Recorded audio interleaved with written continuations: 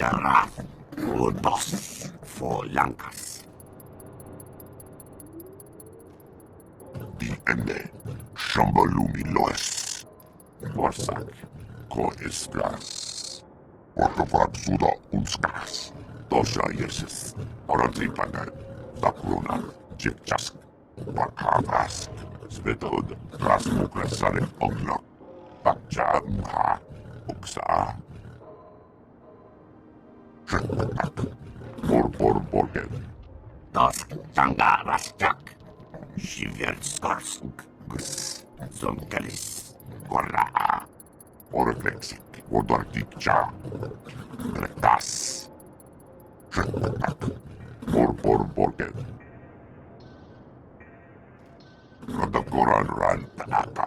Was. Gatos. Chas. Roskzas.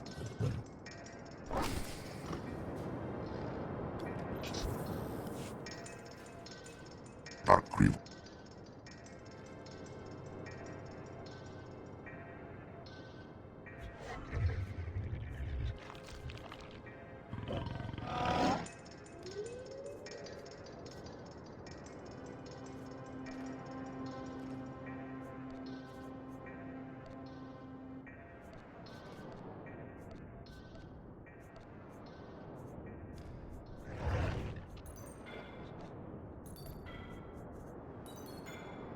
This quest is to go do world bosses.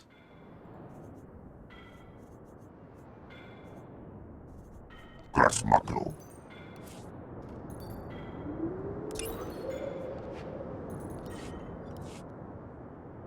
Hey, Fallout Bear, it has been a while. What's up?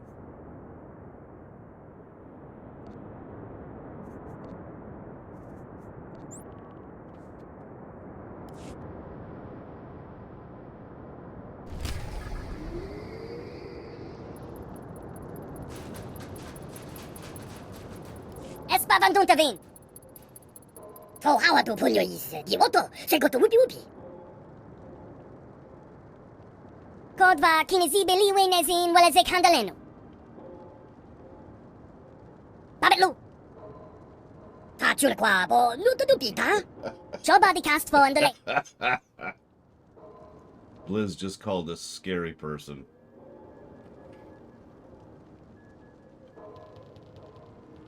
Yeah, I'm good, Arcano, thanks. Omokobe kavamiga bene. Utini ekibana jana babakomba. Zomblaba nagazi la mena sono mena akabunyo tonight.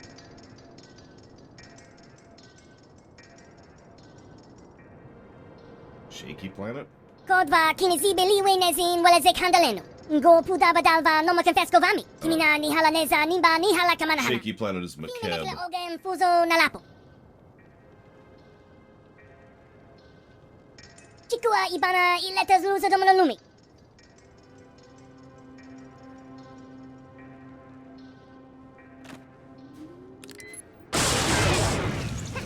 Ihura hina. Kwabayin so yamayuka nikitido zonke. Ashuna cheni. Kodva kinizibeli wenezin waleze kandaleno. Hot. Go. Chakosa bifanete mambe nenga unti. Obligondo is wabaholo.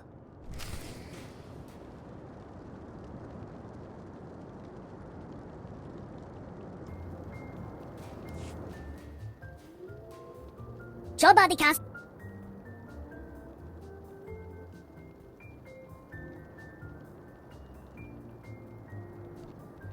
Chakosa. I actually have some salvage.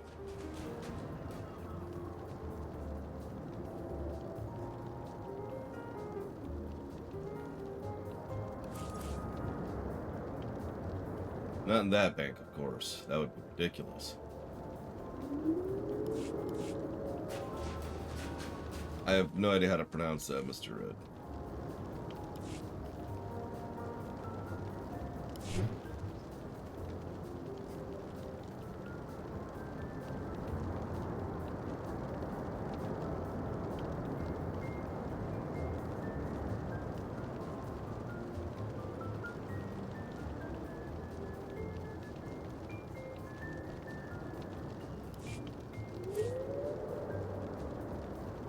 Oh, I totally did, Latari. I answered all the questions.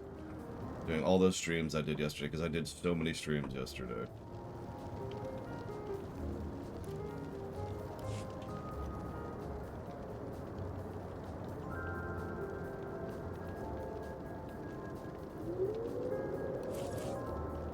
Yeah, there. Both of those while we're here. And then.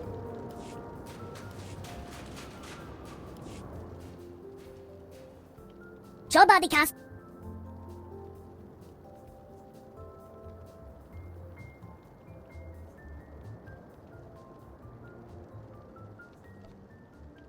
Chakosa.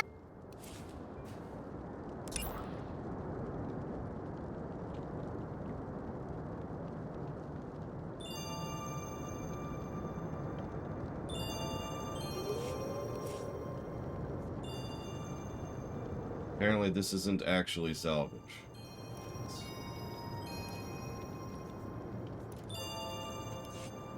Okay. Next.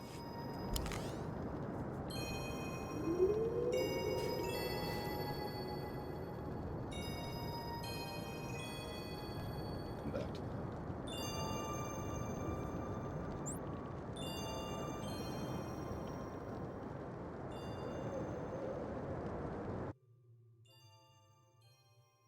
Yeah, that's nice, Organa.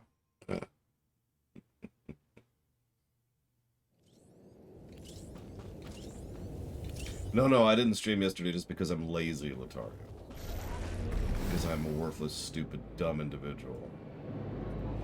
Oh, a friendly face. We don't see that too often out here. I tell us. Lord Roth, have you come in search of lingering traces of the Sith Emperor? Oh, or yet another hidden scheme missed in the battle with Revan? My reputation precedes me? I'm quite tickled. Talo Strelic, at your service. I think your name was Talos. Welcome to my humble expedition. I know what you're thinking. With all the turmoil of the last 5 years, why devote resources to something like this? Our interest isn't purely academic. Knowledge is power, and here lays the closest technological cousin of the Eternal Empire, the Temple of Sacrifice. Oh yes, its essential functions are antithetical to our goal, but this isn't an act of restoration. The temple was created by the Emperor's design, much like the Eternal Empire.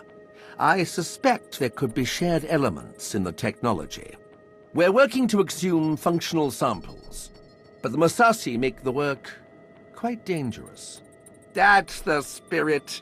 Here are the locations we should search. I'll be right behind you.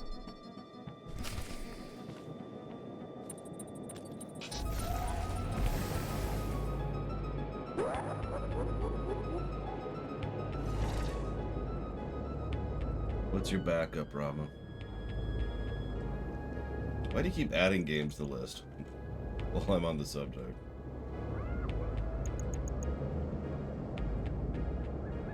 Or trying to, I should say.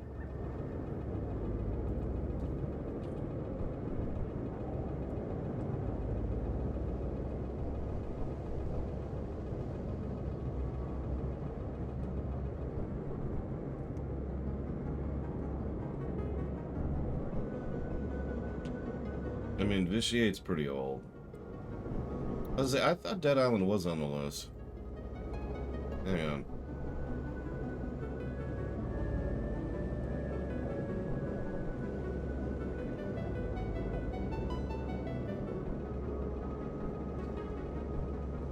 Yeah, it is. It's already on the list.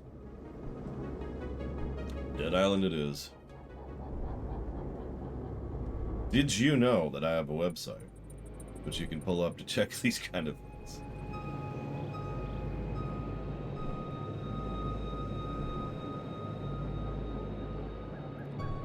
So you want to hear something funny, fellow bear? And I guess everybody. So, you may or may not know that I do a whole lot of co-op stuff with my friends. Gary, Pax, and Dom.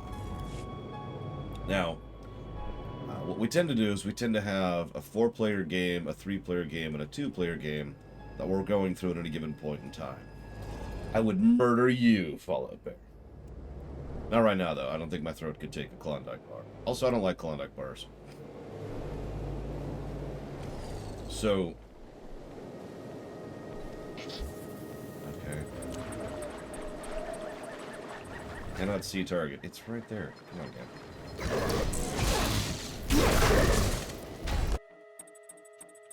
Yeah, it's just, you know, it's a good way to relax, you know, or Fallout Bear doesn't even have a planet. So, one of the most common types of games we tend to two-play our way through is MMOs. Right now, we're actually finishing up Shadowlands, which I've talked about a few times, which is why I brought it up in comparison.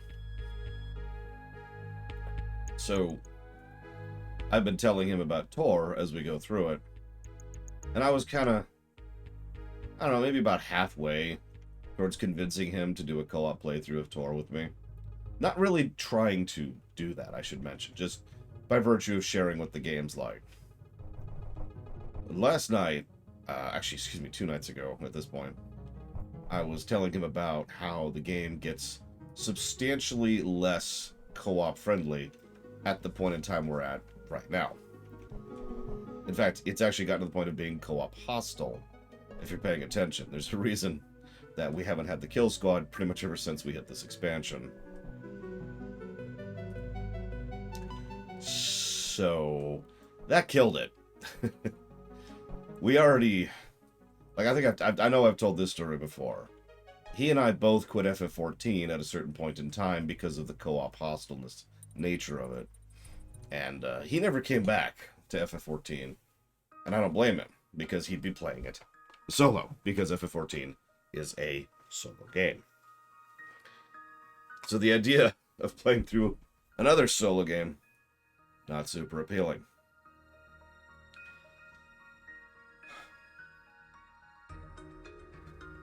Oh, that's a good song.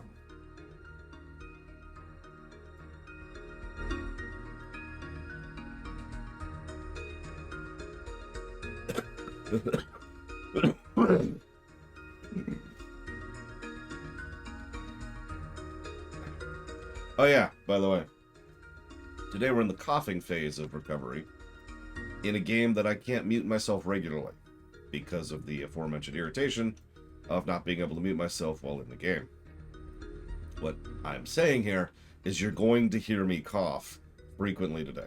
There is next to nothing I can do about that. The only thing I could do is just mute myself permanently.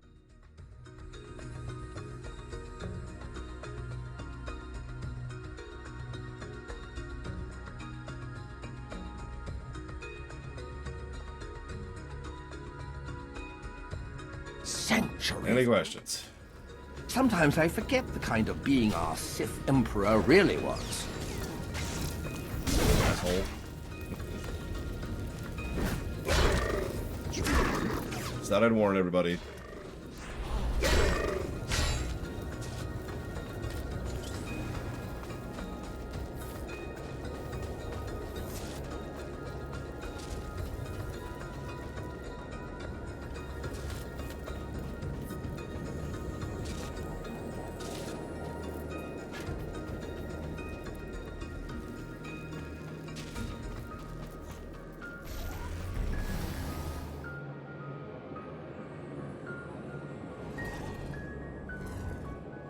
Fallout Bear did ask a question. Not that I expect you to support me, but if you had to pick between Twitch subs or Patreon, which is more beneficial to me?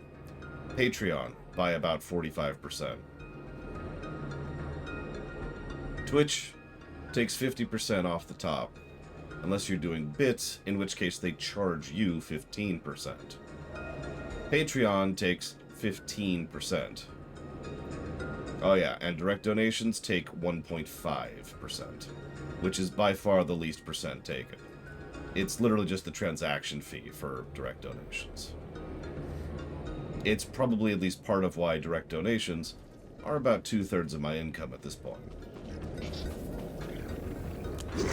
Without the Force, these mechanisms simply wouldn't function.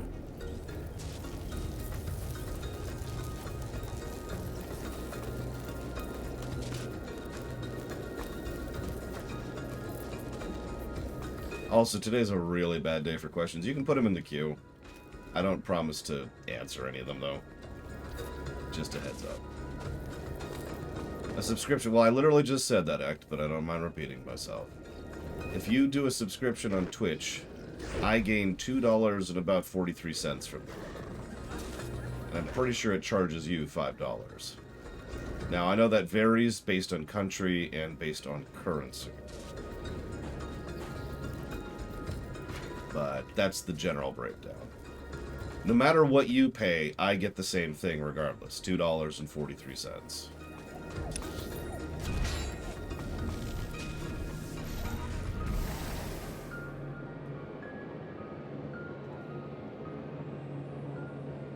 Like I said, you can put questions in the queue. I don't mind. That's what the queue's there for. You can always get to them later. I'm usually pretty good about waiting until... Really? Waiting until people are present to answer their questions. By usually, I mean always. Just set me at them.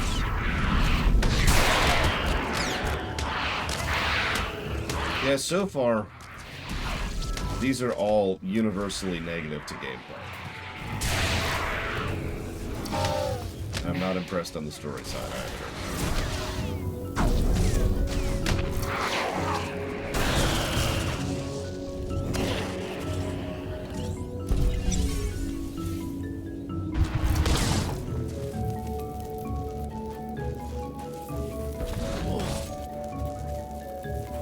Really, game? You insisted. You insisted.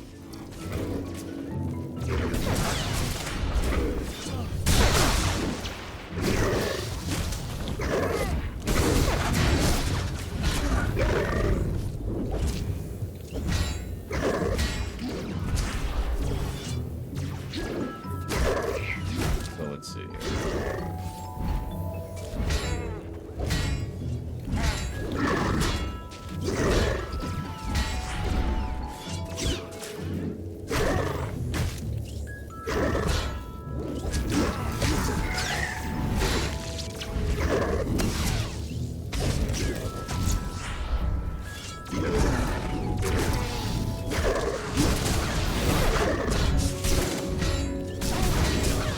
No, it's more like they haven't been codified yet, Blades of All. Right now, there's roughly 9+ negatives I haven't decided on yet. That's what I'm sitting at. What do you want about this is going to spawn another enemy? Did you know I can't interact with these things while I'm in combat? And after you interact with them, it spawns enemies that auto-aggro you. Think about that for a second.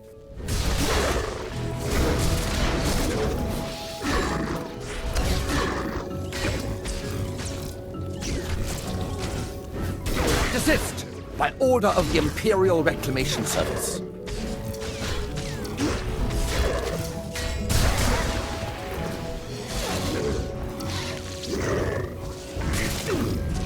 I mean, we're giving more gameplay negatives, Mike Kamano. That counts for something. Like, on the one hand, I kind of get the purpose of these. Pick your favorite, right? On the other hand, these are terrible quest design. Like, I want to stress that when I say that the WoW Vanilla has better quest design than this, I'm not joking.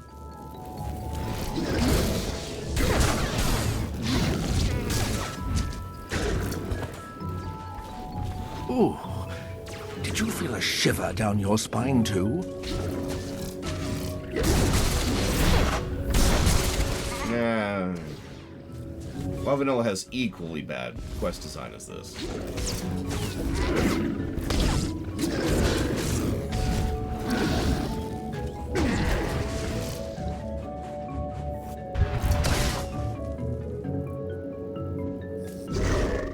My freaking god.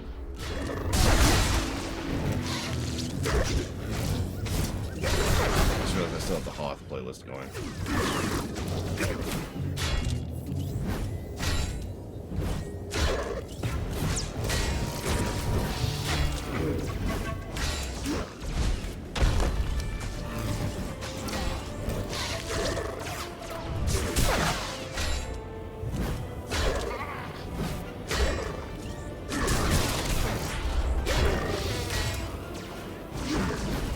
How long on average does it take me to research for rumination?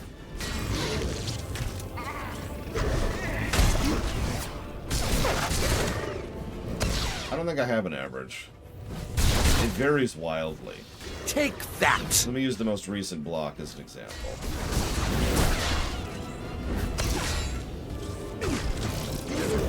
I don't know what Hege means, Magister, but yes, the question is there for a reason.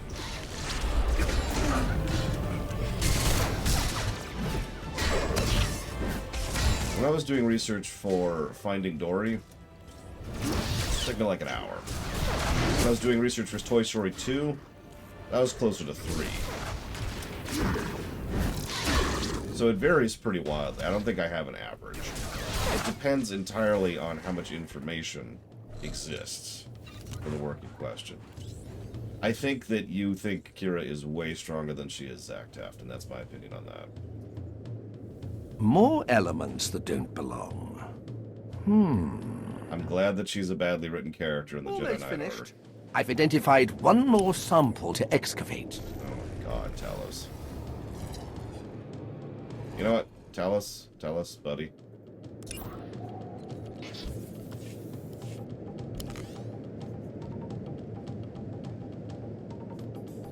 I know it is Zach Taft. It's also an official detail within this game that the Jedi Knight is so super amazing that they not only were capable of bringing down the Sith Emperor by themselves, but also the person who was imprisoning the Sith Emperor by simply being so inspiring to someone else.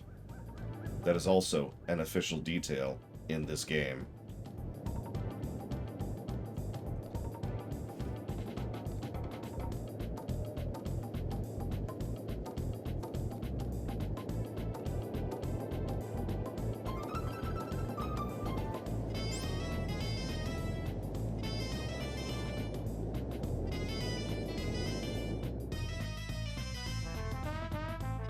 I mean, if you want to take everything that's alpha canon as canon, that's your business.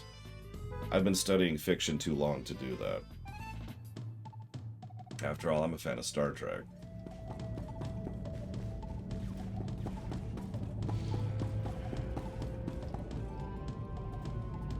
Well, if it isn't Lord, it'll come to me.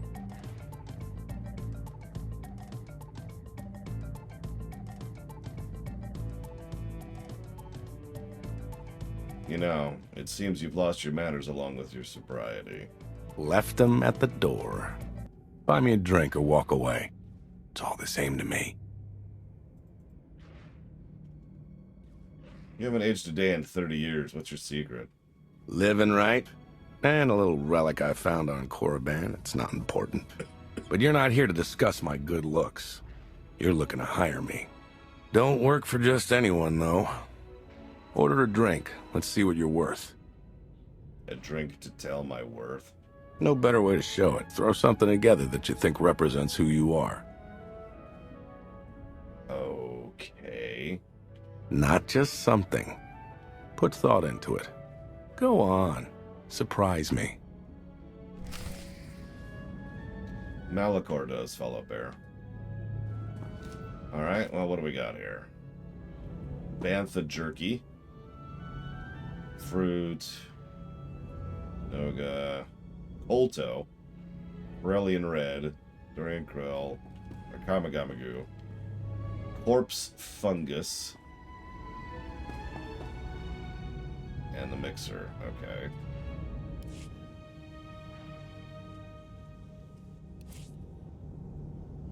Well, obviously we're getting the Kolto. Huh. Inventive?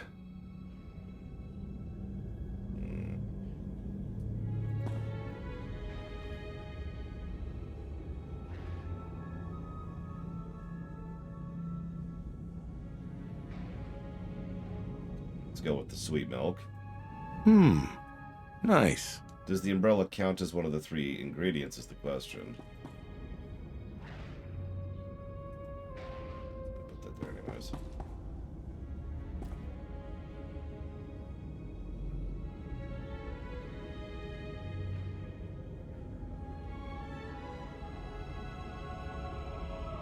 Okay.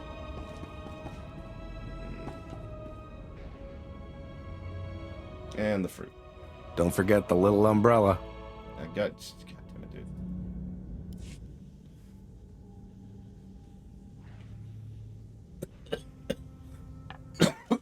dude.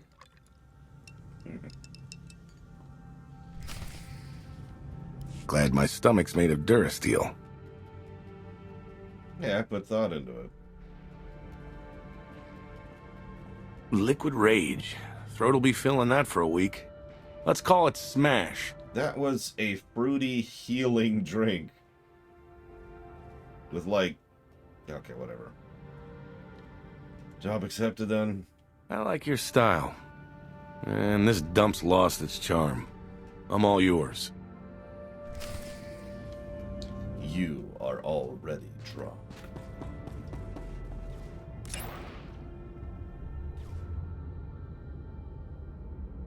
Where?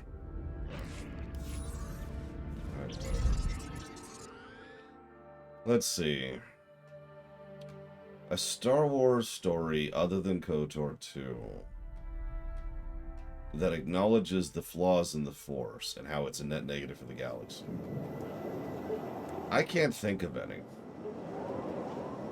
Now, to be clear, that is firmly my opinion. That the Force is terrible, to be completely honest.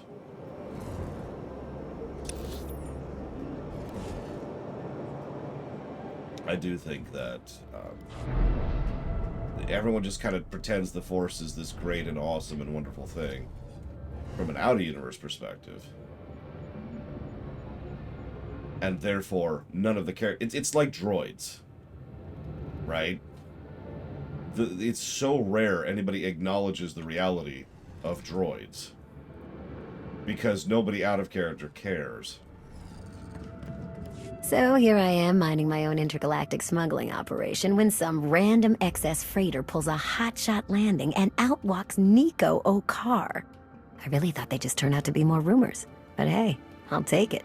Guy knows his stuff, has a lifetime of connections in the underworld, a name that opens doors, not to mention he's a crack-shot gunslinger. And a fine pilot to boot. He's almost as good as me, and that's not the kind of thing I say lightly. Isn't he getting old for this? Never sell a scoundrel short just because they're old, Commander. Just means they know twice as many tricks. At any rate, he's gonna be an all-around huge help. He's good enough that he can actually take some of the pressure off me, too. Today's looking to be a pretty good day.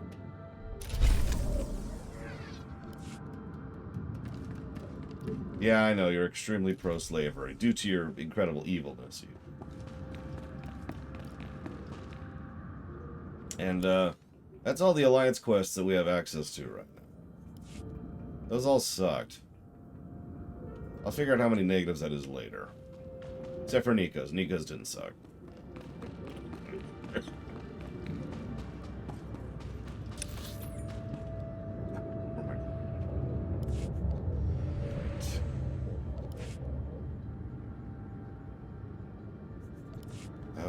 Okay.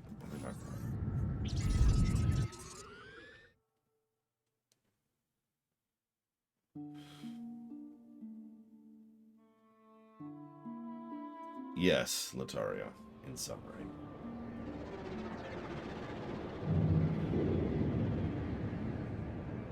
Just to finish making my point really quick, you know how little Star Wars writers acknowledge that droids exist? One of the only works in recent memory that's done anything with droid rights did it as a joke.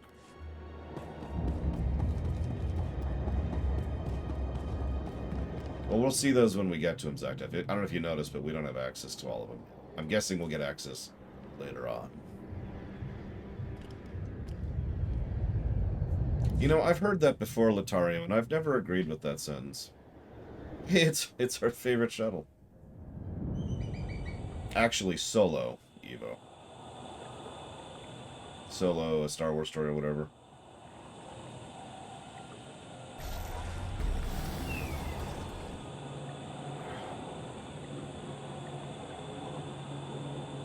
Yeah, exactly, Orcar.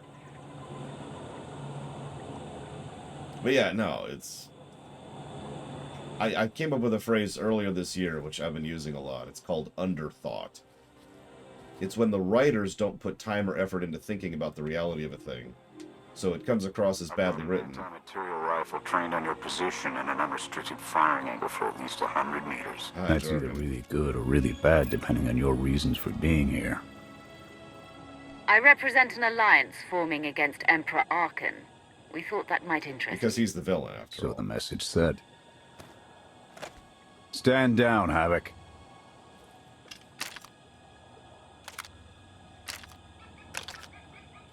It wasn't all that long ago that I'd have given up my pension to take that shot, but I guess it's not just the spies making compromises these days. Don't look at me. I was never here. Major Jorgen, Havoc Squad. You were the Emperor's choice murderer. Having second thoughts about cooperating?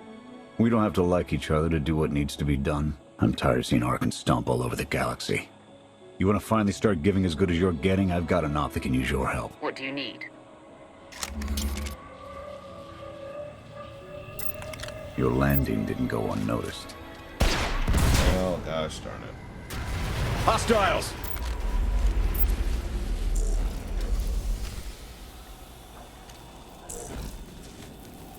Skydrivers. Skydrivers.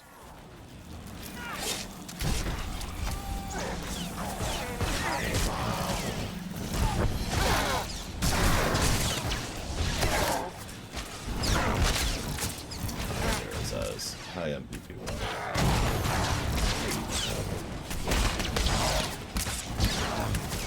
Oh, so they're house elves, Evo?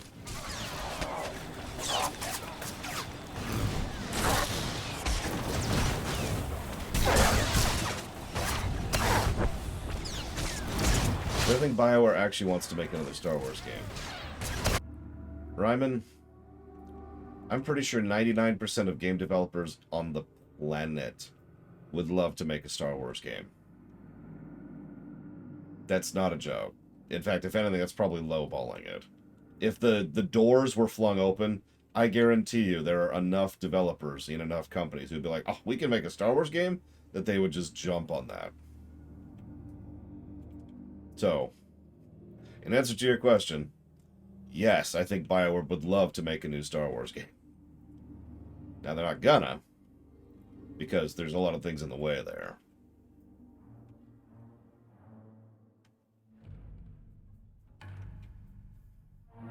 Yeah, ditto, Damashi. I can think of several devs I'd love to see take a crack. I mean, hell, I do believe the second or first most popular mod for Stellaris is the Star Wars one. The Star Wars one.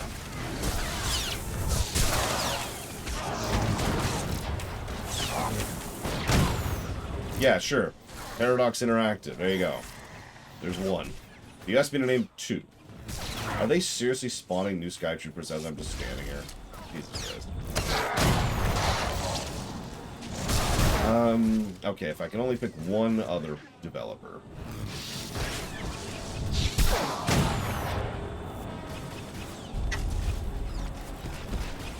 Do I go with the obvious choice, or the choice that no one would predict, other than Andrew, who literally just said it? Jesus Christ. So, I figured nobody would guess that, but I actually would like to see the core Bethesda team do a take on Star Wars, legitimately. And I'm pretty sure I'm the only one on the planet who would actually like that. I was gonna be all cheeky about it. Ah, for God's sakes.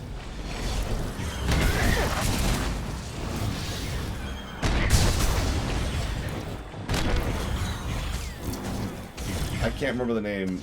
Yacht Club Games. I'd love to see their take on a Star Wars game.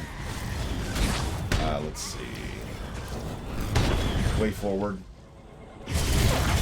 Larian. Yeah. Like a truly polished, you know, Doom-style game set in Star Wars.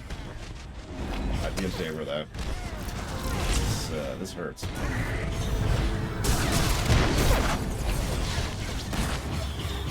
Oh yeah, something like Dishonored-like, that would be amazing. Where's Theron?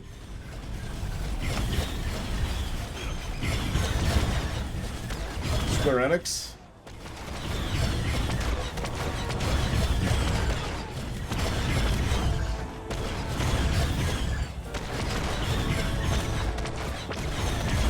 Yeah, Dark Forces, J. Palmer. I was kind of being cheeky about that, but yeah. You know what? If we're in the realm of, like, you know, magic and Q level powers, sure. Let's see what Square Enix can do with Star Wars. Lord knows Star Wars is pretty big in Japan. I have a feeling they'd love to tackle it too.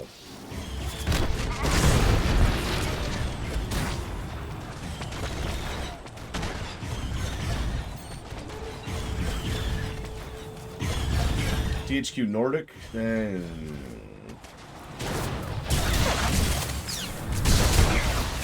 I didn't think they were a developing studio. I thought they were just a publishing studio.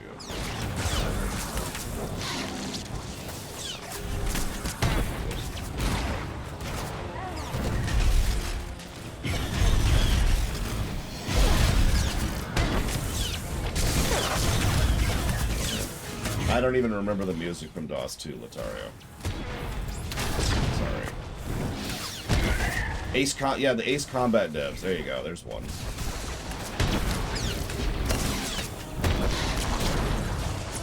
No, I wouldn't want CD Projekt Red to do anything with it. Maybe if they ever clean house and actually figure out how to make games again.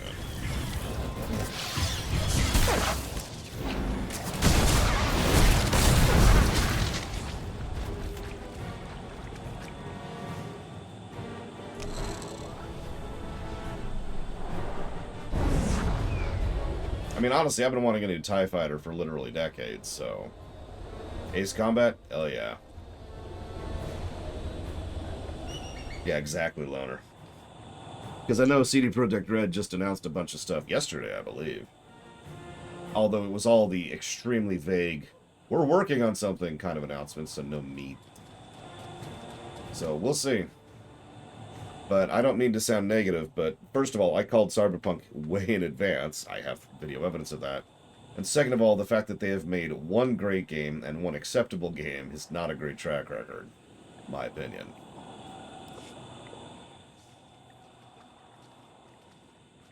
That being said, we'll see. Clear! Clear! That won't be the last of them.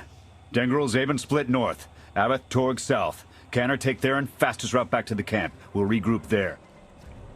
You, with me, we're covering the retreat. For a moment, I thought you'd suggest we flee. The Sky Troopers have numbers and mobility. Losing them's gonna take misdirection.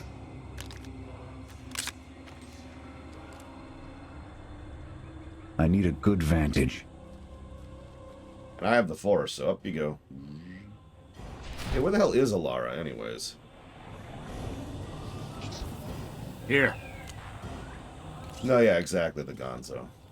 For those of you who've never heard me talk about this before, if you ever hear a developer or or a publisher give an extremely vague timetable about projects they're working on, it's literally for the investors. That's not for us. We do not matter for those announcements. I admit it irritates the frack out of me, because I hate that kind of early announced bullcrap, but that is why they do that.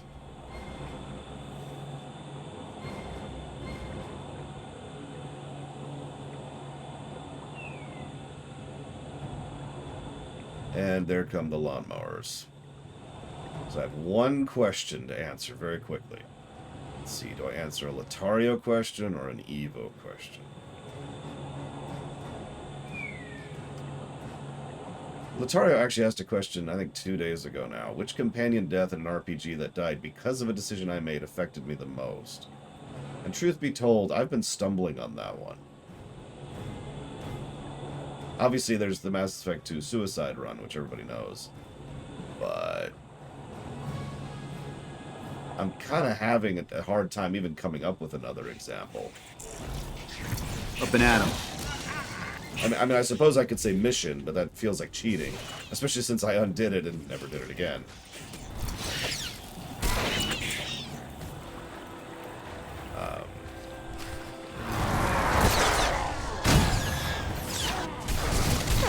Okay, that was kind of amusing.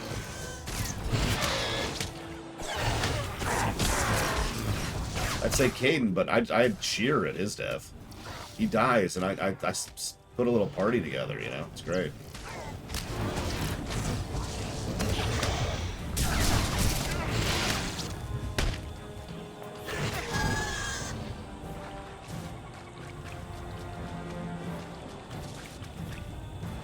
I'd say, you know, whatever his damn name is at the beginning of Mass Effect 1, but I don't even remember his name. I can't even complete the joke.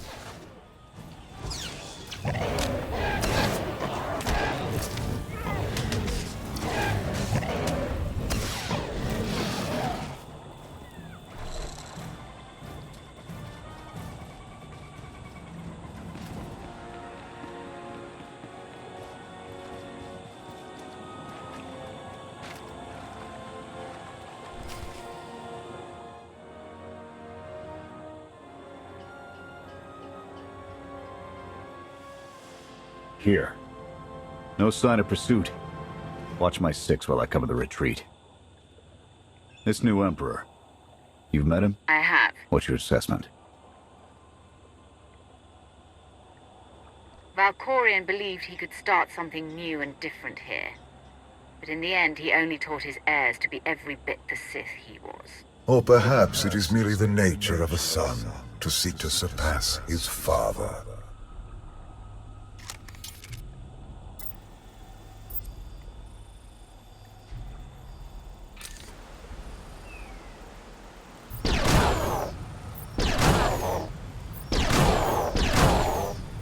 Nothing but despots left in this galaxy. The Republic I signed up to protect doesn't exist anymore. We gave the reins over to people who don't care how we win, just as long as we do. Suresh is all but a dictator now. I was just about to say, how's Suresh treating you?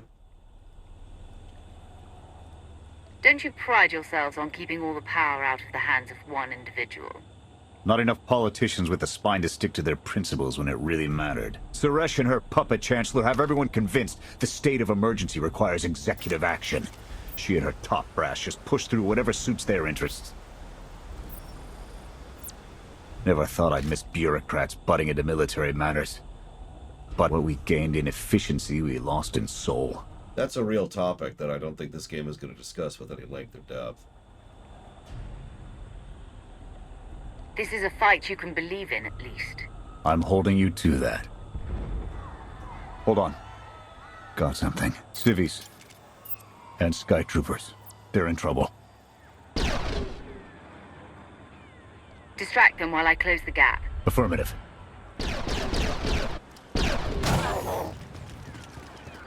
Yeah, Suresh has been impressing me less and less the more we hear about her.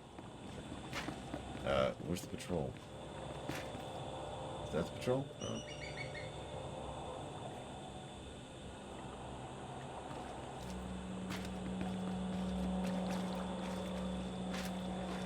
Yeah, that mini-map is great, isn't it?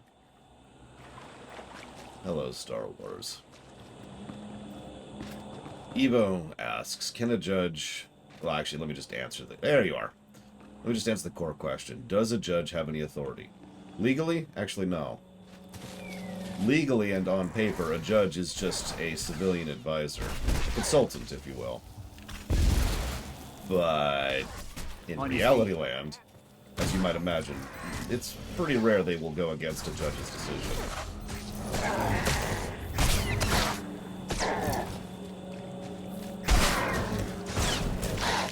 Yes and no, Star Wars. I think Suresh would fit well with the Sith if she had force powers. Yes. Again, yes, Evo. Well, okay, actually, no. Sorry. The answer to your question is no. They do not have the legal authority to pardon. Because they don't have the legal authority to do anything. Now, if a judge says this person should be pardoned, there's a pretty good chance they will be pardoned. But they're not the ones doing it. They're not stealthing, you jackass. Ironically, I agree with Nero says. I think Suresh would actually fit in with some of the more militant Jedi.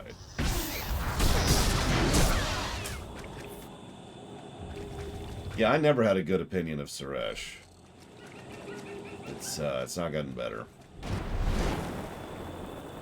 What I want to know is why she's in power, and I have a feeling we're never going to find out the answer to that. I know what you're going to say. Oh, well, you know, she's bullied herself. No. A lot of fiction, especially Bioware fiction, tends to gloss over how something actually happens. They just say, this person's in power. Why? Well, because we need this evil person to be in power. Okay. But how are they in power? How do they keep their job? It doesn't work that way. There needs to be a reason there. There could be a reason there. Real life has proven there's plenty of reasons for stuff like that. But there does still need to be a reason. But BioWare usually doesn't even bother with the reason.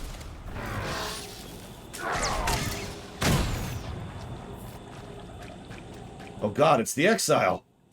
Oh, thank goodness, you're here to save us. Let's go play KOTOR 2. I'll be right back.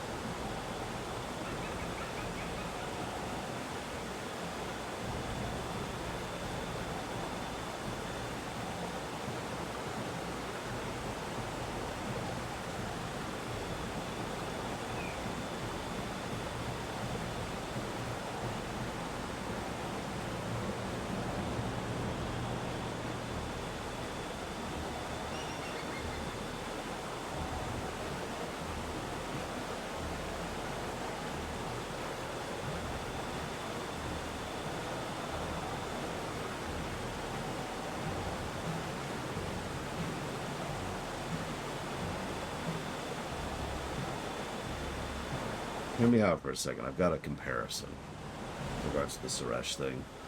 How many of you have read the X-Wing books? Obviously I have. I don't remember which one it was exactly. It was relatively well into it. But there was this tidbit. Where they were trying to talk down the current captain of the Lysankia, which is a executor class Star Dreadnought. It's the big thing, the Superstar Destroyer. And the dude's like, dude, you can call yourself whatever you want, even a Grand Admiral if you want, but you need to stand down. You've been defeated, blah, blah, blah, blah, blah. The dude says, no, if you know anything about Grand Admirals, you know that they never back down and they never surrender. We must ram the planet, or maybe the space station. I forget. They're gonna ram something. Mwahaha, said course, yada, yada, yada. Now, pause. In a typical BioWare game, they would never explain how the crew of this ship are totally cool with this guy ramming and getting them all killed. They would just go along with it because the point of the story is to have this obstacle, which is this dude, and then there would be like a mission to go stop him from ramming the ship, right? That's how it would work. What happens in the book is there's this sound over the audio, over the comm, and then the lieutenant who is standing next to the captain says, this is acting Captain Bob, who's now in charge of the Lysankia.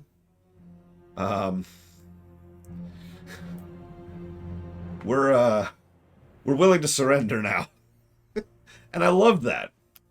I love that because it made so much damn sense.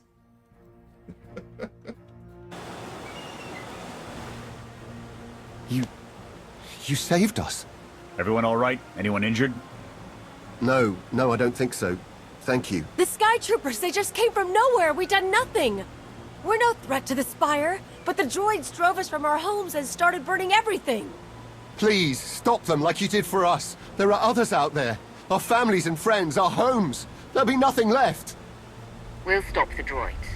Gather anyone you find away from the fighting. Ready when you are. But that's my overall point. Maybe they'll answer it at some point, I don't know.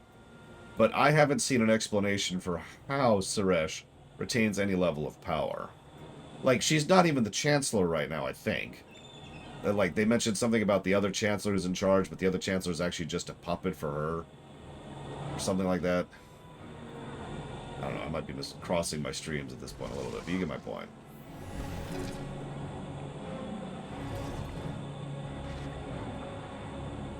Now, whether I find her interesting as a character or not, that's a good question. Okay, so I was right. Yay, memory. Here.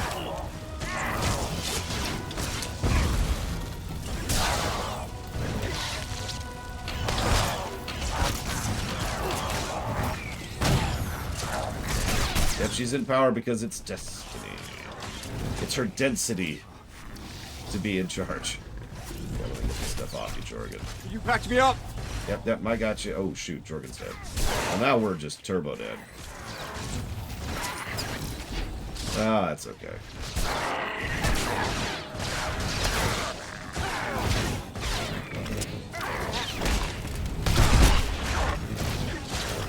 I mean, they can certainly die, you know. You know, stab one in the neck, they're probably going to bleed out. All that precious magic just pouring out of them. See you around, J. Palmer.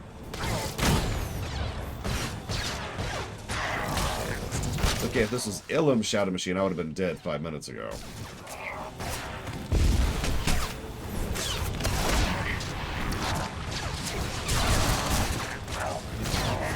Now remember there's like a splurt of the magic like spraying out and then dissipating into the air. My point is, if you cut... Oh! Don't do this to me, Evo. I can't take this today. If you kill a Luvari, that Luvari will die. They just don't age. Well, okay, yes, they do age. God damn it. Their lifespan is infinite. There. Done. Done! We're done. God, I hate describing things sometimes. Up and at 'em. Fiction has too many words for live long.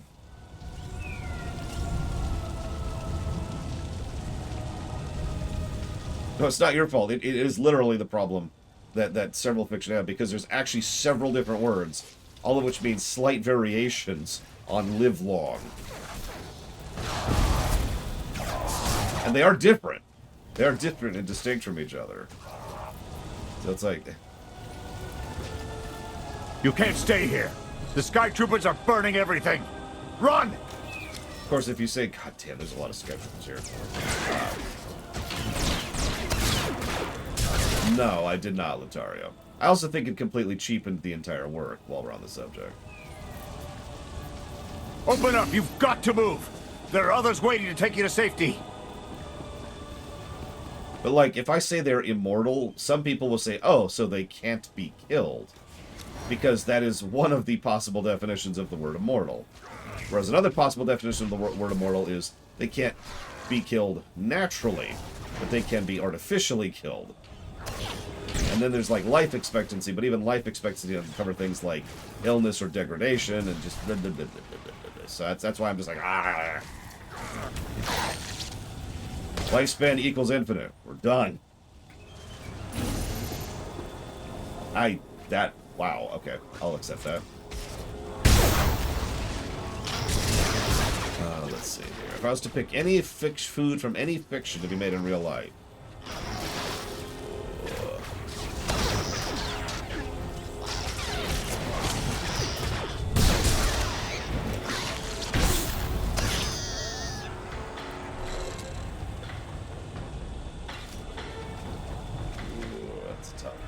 What do you guys think? What's a fictional food you'd love to have in real life? You'd love to try?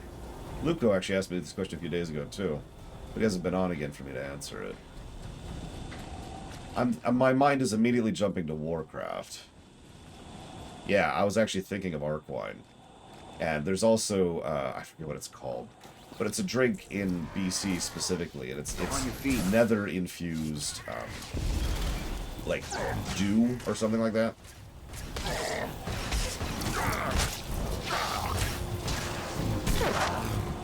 The whole point is that it is a combination of spell and arcane magic imbued directly into a liquid that you can just drink.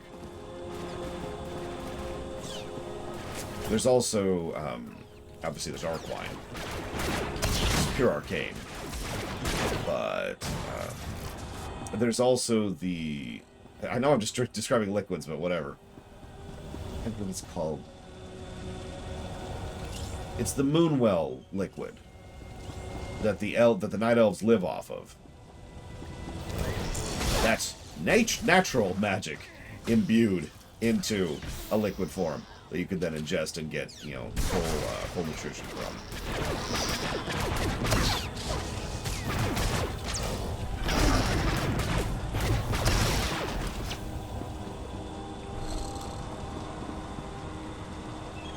sorry, who's Sanji? Ontario.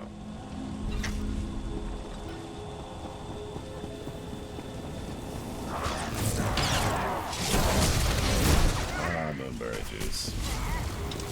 Got it. Anime character. I actually know One Piece, but I don't recognize the character.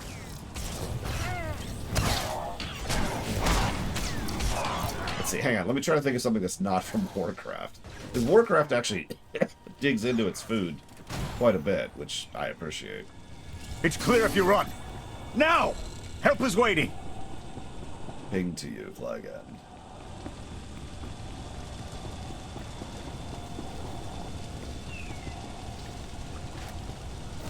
Here.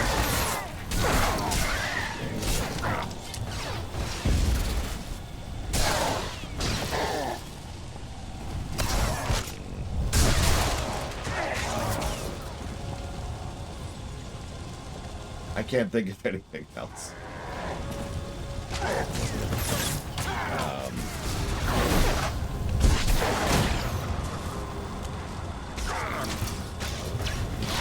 You know what? Oh my god. What's the name of the goodest boy in FF14? Ears, red, old. Get away while you can. Your people are waiting. Gurahatia. I want to eat the burger he was eating in that one cutscene. I'm joking, but that would be funny. That thing looked good, okay? That's all I'm saying. That thing looked good.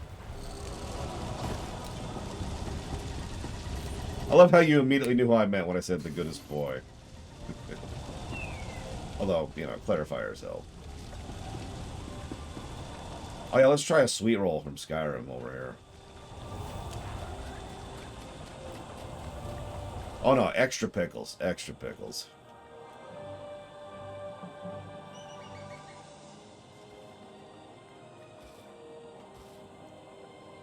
Go! Just get out of here! This is your fault! You did this to us!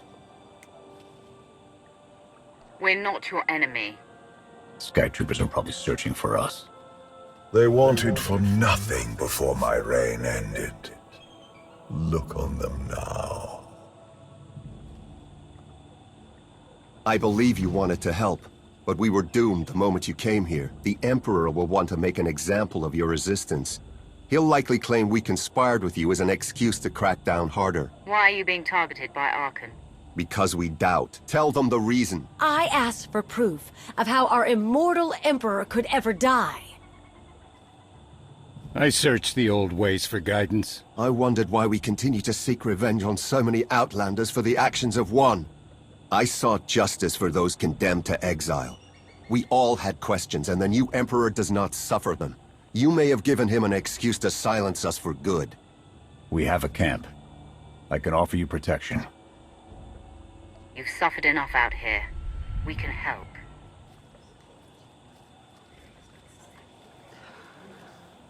Okay. We'll trust you.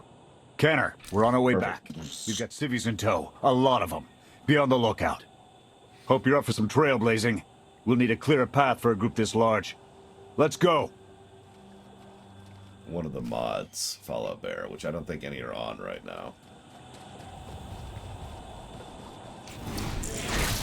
Oh, Arkin's a moron. It is perhaps the only thing about his character I like so far. That's not saying much.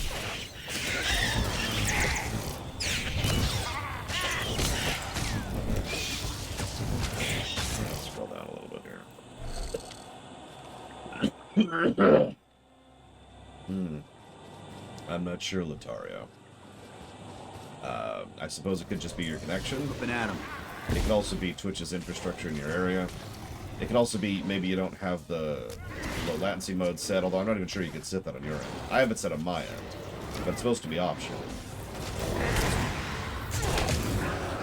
It's messed up, Blade Jamal, but I agree, it is interesting.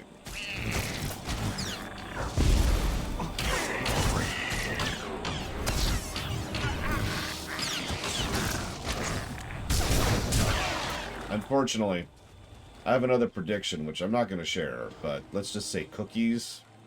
Right about here. I actually had this prediction yesterday, but, you know, yesterday was yesterday.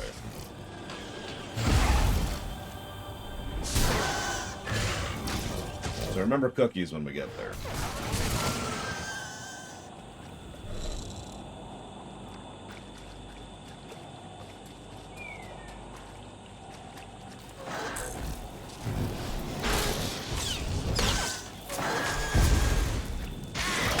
Of course, Fallout Bear's joking. Arkin probably only has an IQ of about 37 or so.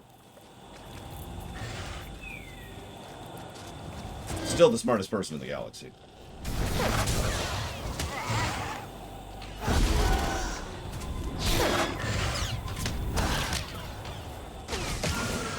Yeah, in D&D terms, his int score is 1. I have no idea, Mr. Red.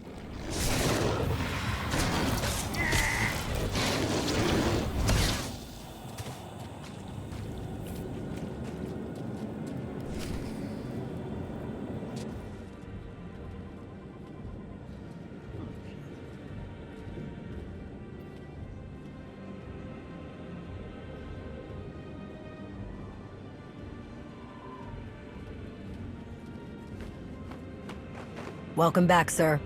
The refugees have been trickling in. We're setting them up where we can, but I'm concerned about supplies. This is a lot of mouths to feed. Shelter and protection will have to do for now. We'll resume the mission tomorrow, after the refugees have settled in. Get some shut-eye. Understood, sir. You heard him. Get this camp in order and tuck in.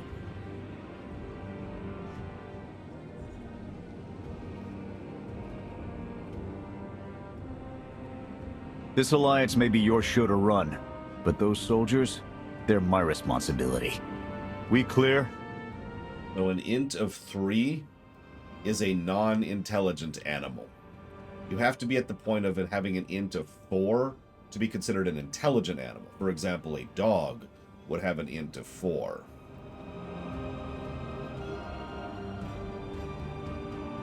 You'd take the whole galaxy's troubles on your shoulders if you could. I admire that. Just doing the job I signed up for. I'll see you in the morning. 0700. You saved early? a lot of lives Jesus. today. I'm actually liking Jorgen here too, which is good, because that quest sucked.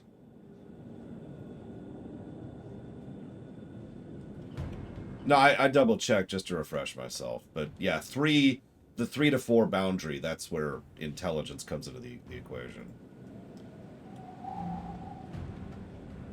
You still can't speak at 4, consequently. In an advisory capacity. Pashner knows more about Zakul than all of us put together. What you did yesterday, I wouldn't have thought it possible. I want to help you do more. A source of mine in the SIS entrusted Havoc with an interesting piece of intelligence not too long ago. I'm guessing we have Theron to thank for that, but it's the reason we're all here. No comment. The data identified a planetary transmitter within a Zakul Knight outpost. Our mission is to plant a wiretap on that equipment. Well, I was going to say like an undead zombie was an int of 1, but actually they have an int of 6. I'm not sure what has an int of 1.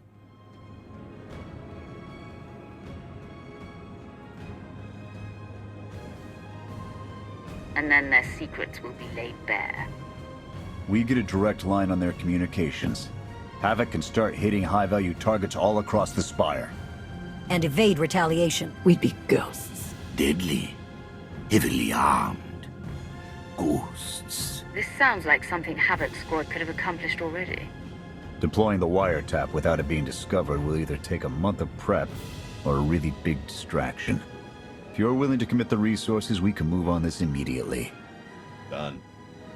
Then it's decided. Send word to Adesan. We're going on the offensive. You're really going to attack Arkan's forces? Just enough to get their attention. We don't have the forces for a real invasion yet. Your people can handle the diversion. I want you along for the strike on the transmitter. We're gonna need every heavy hitter we can get, and you more than qualify. Let's move out.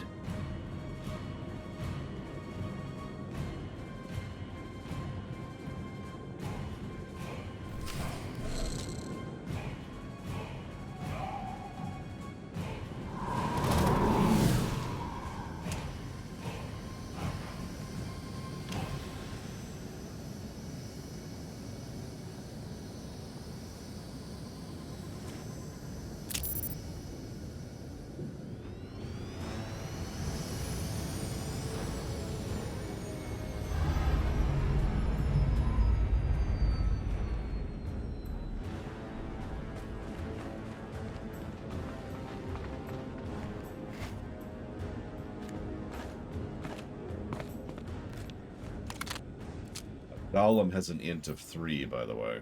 A few sentries on the exterior. Nothing out of the ordinary. Give the order when ready. I'm having trouble finding something with an int below 3. Copy. Let's go.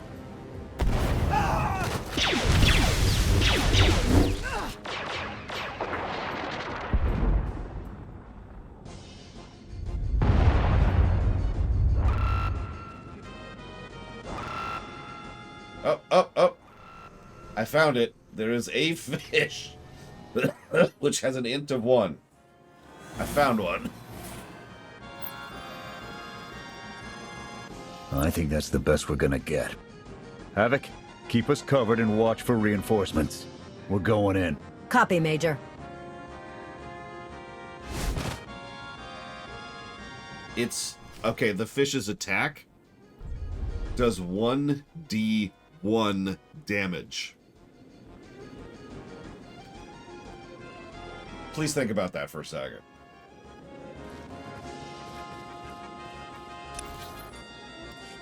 Actually, so GMs have argued about this since 3rd edition, actually since 2nd edition.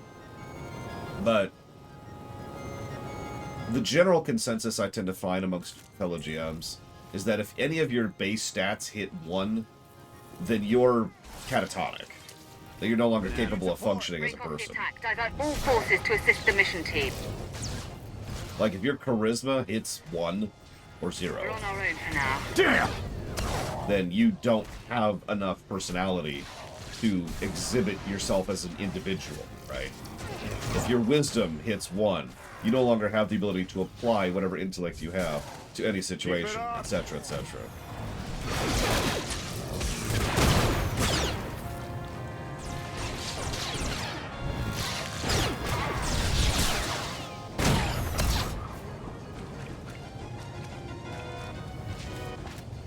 Honestly, just pick one of Bismarck's, Latario. There's several.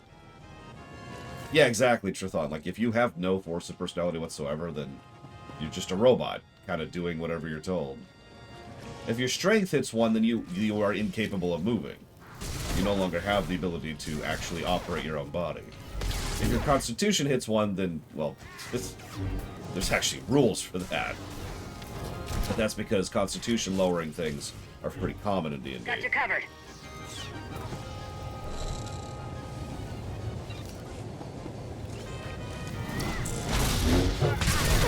So the way it was supposed to work back in the day, yeah, exactly, Lynchable, was that if you have 10 in a stat, that is considered average. That makes sense in its own right because that means you gain no pluses and no negatives. We just keep coming! In other words, your roll is +0. It's just whatever the dice is.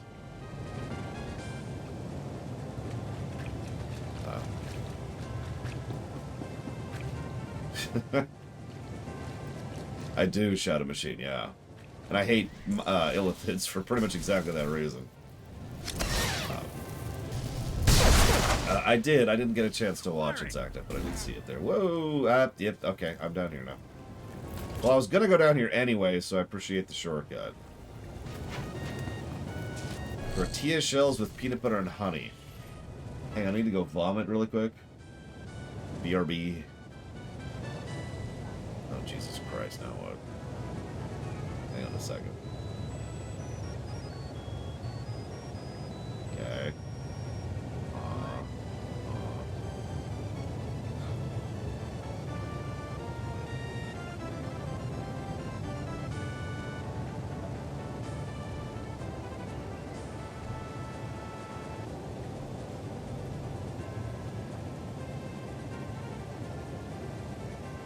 Really, Dad?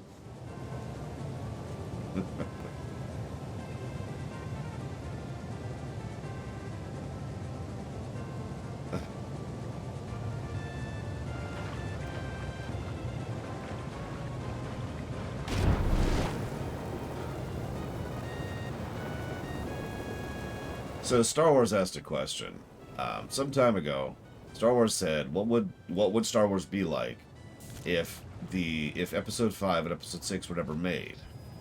Now, the answer I gave at the time was I gave an answer for how the sequels could shift and tilt based on that. and based almost entirely just on A New Hope. So, effectively building a new 5 and a new 6. Star Wars now asks if there was only ever A New Hope, and then they then decided to go back and make the prequel movies, what do you think the prequel movies would be like? Now, I think one thing that would come out immediately is the nature of the Clone Wars, because it's something that is a not only a reference thing, but actually a relevant thing to the backstory of the setting, even in A New Hope, right? I also think we'd see Anakin Skywalker and how he is betrayed by Darth Vader, because Darth, which is his name, is someone who betrayed and murdered Anakin Skywalker.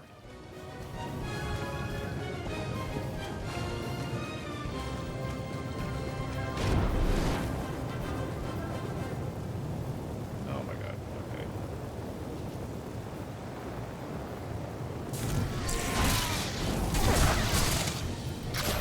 Up and at 'em.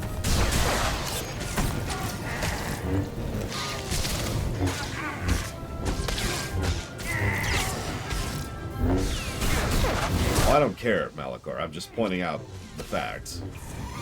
Yeah, there would be no such thing as Darths. So apparently Trithan isn't listening to me today, so let me reiterate that if A New Hope was the only Star Wars that existed, Star Wars would be completely different. Because a lot of the things that we consider Star Wars weren't established until later on. Yeah, Leia wouldn't be Luke's sister, for example. And honestly, the very nature... That's the second time. The very nature of how the Force works would be different, too. Yeah, probably no green lightsabers, most likely. That was something they invented in Return. Just keep coming!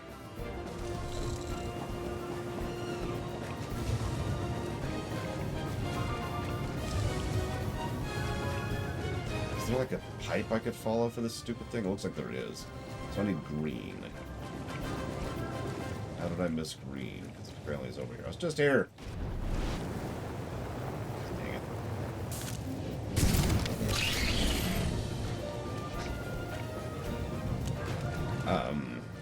Here. Force lightning probably wouldn't exist.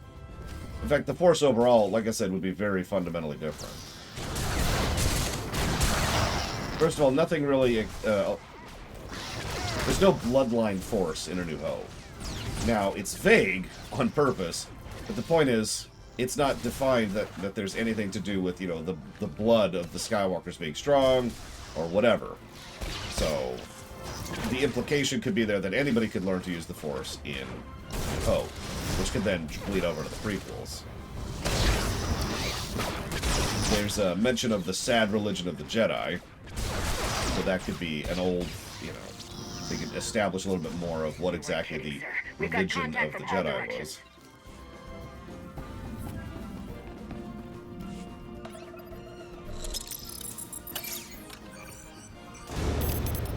Blast! The good news? It works. And the bad? They know we're here. Reinforcements are already inbound. We've got incoming. Brace for a fight, Havoc. Well, plus the other thing. This is something that gets more into interpretiveness, but hello.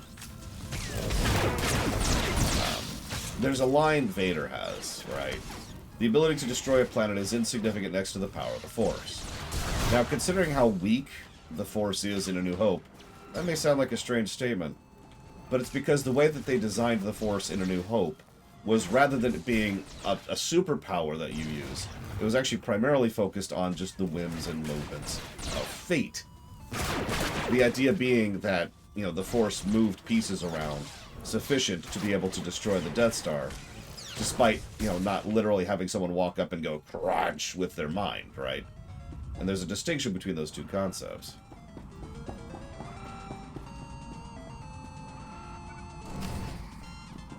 Form up on the main entrance. We're coming out. I was gonna say, for a long time, Revan was the first Darth, and he was just a Darth out of nowhere, too.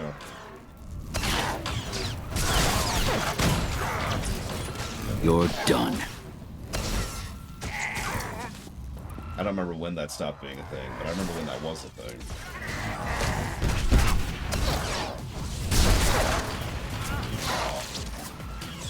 Oh yeah, that's another thing. The Emperor would have been... So, we know that in A New Hope, the Emperor was not actually super powerful, right? Incoming! First of all, he wasn't a Force user at all. How's it looking in there, sir? It's not pretty out here. But second of all, he was a puppet for the actual rulers of the Empire. So...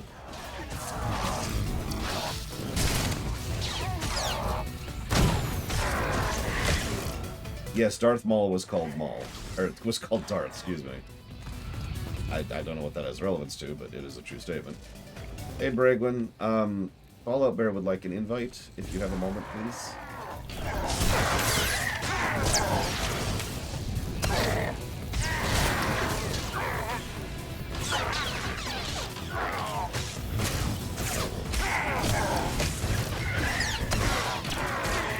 But Revan is like 4,000 years before Maul, so I'm pretty sure Revan predates Maul.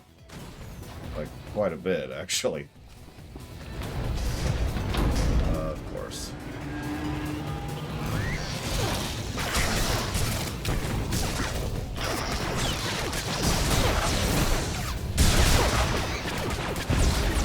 We're seeing a lot of action in the south corner. It's like it's raining sky troopers.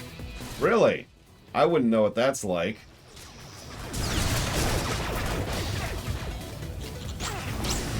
I know it's kind of a narrative point. That these people live off of droids. But this is getting silly. On your feet.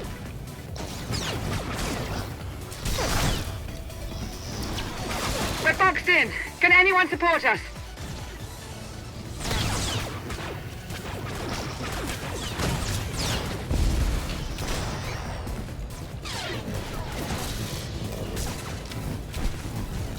Yeah, I got something for you. Oh, you too, huh? Yeah!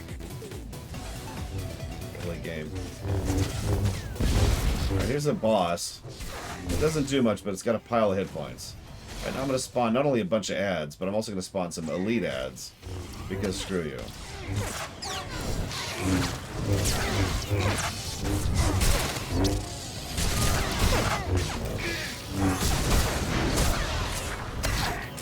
Yes, Lataria, but that has nothing to do with what I'm talking about. Look at the timeline for a second. Here's episode 1. Which is like 30 BBY or whatever. And over here is KOTOR, which is closer to 4,000 BBY. We can take him! Come on! Thank you, Braylon. If you're going to try to argue that KOTOR 1 happens after the episode 1, we need to have a bit of a chat about the linear nature of time, I think. So there's a thing called time, right? It's something I have total control over because I'm a time lord. It's really a pain, honestly, keeping constant track of all this crap. Do not engage. My team is taking some bad hits. We can't hold out for long. God, this is so irritating. It just keeps doing a knockback. Like, that's its only thing, is I'm gonna send you away from me. We need to pull out soon. Look at this. Look at this. Do you have another ability? Good God. Chalk up another kill.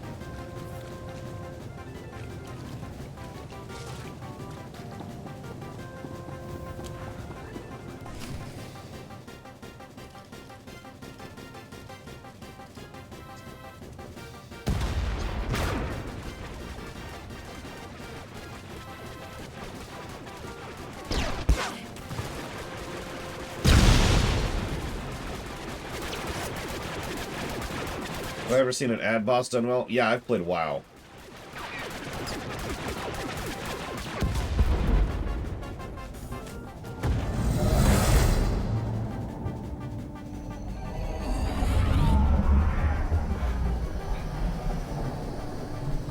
Which is funny, because it's actually an inconsistency, Latario.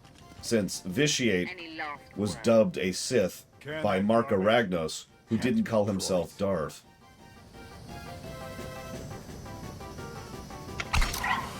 Whatever.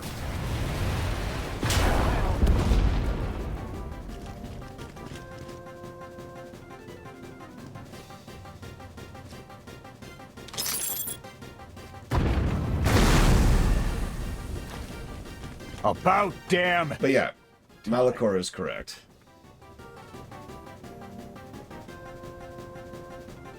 For the longest time, Revan was the first Darth. That got retconned by Vitiate. I'm glad to be wrong.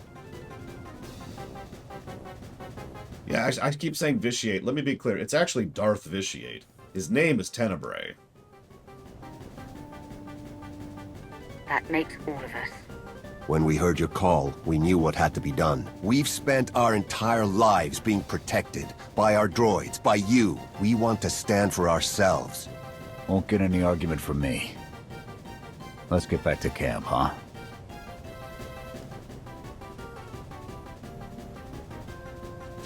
That would be hysterical, Paulo Bear.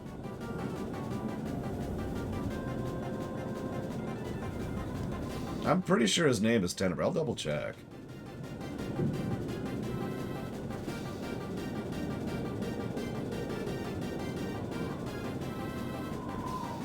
Tenebrae, known to the old Sith Empire as Darth Vitiate, otherwise known as the Sith Emperor or Valkorion. Yeah, no, I'm pretty sure Tenebrae is his name.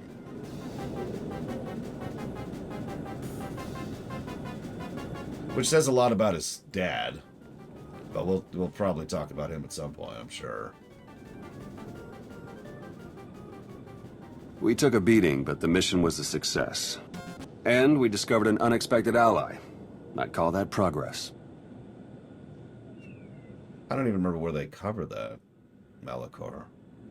Was that in a comic, or... whatever. The Force was with us today. Tell the Force to bring reinforcements. It's a bigger victory for Passion and his people than us. Finding the will to fight back, proving they could win, or conceding his own defeat in these swamps. How do you mean? Every defiant soul Arkan drives out here, we can turn into a weapon against him. I want to embed Havoc with the rebels. Train them to be a proper fighting force. Build an army right under his nose. Whip them into shape. I'll work on getting them equipment. If we teach them right, you won't have to.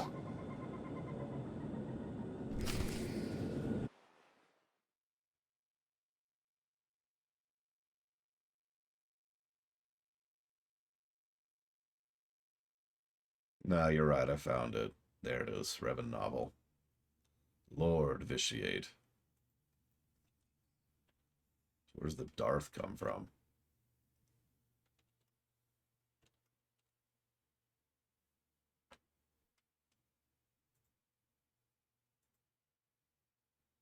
What is this from?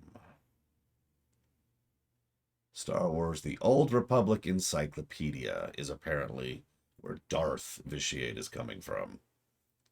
I don't have that handy, so I can't double check that. Interesting group you've got here. Takes all kinds, I guess. We share a common enemy and desire. That's enough. Desperation makes for strange bedfellows. Not the strangest for some of us.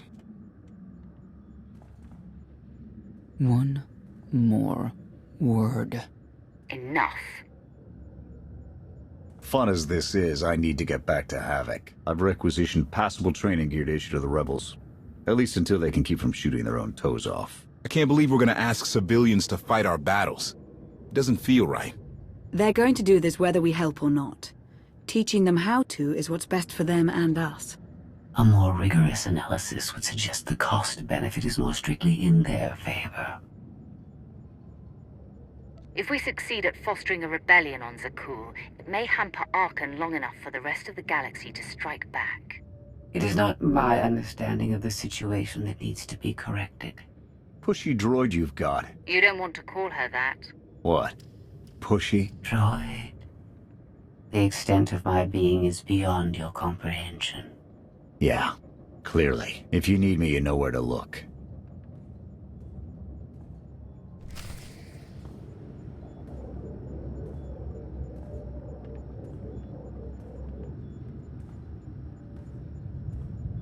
Trying to find it. Looks like it was one of the comics where they added Darth and Dedu.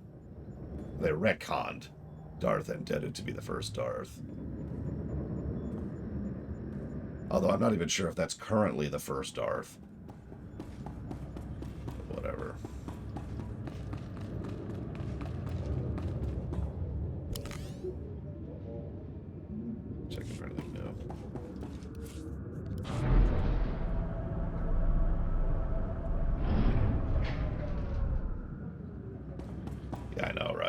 you, Darth and Dedu.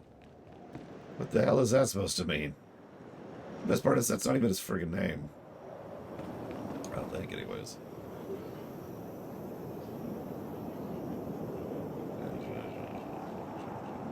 Oh, maybe it was his name. I don't know. That's even worse. Just your name is Endedu. I gotta see this. I gotta see this.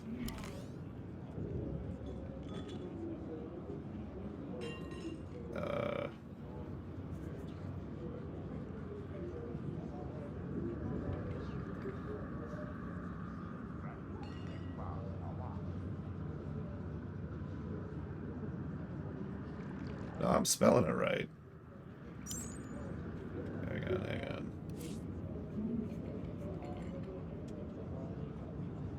There it is. Oh my god, look at that thing. I can already tell you that's gonna be terrible. Oh Jesus.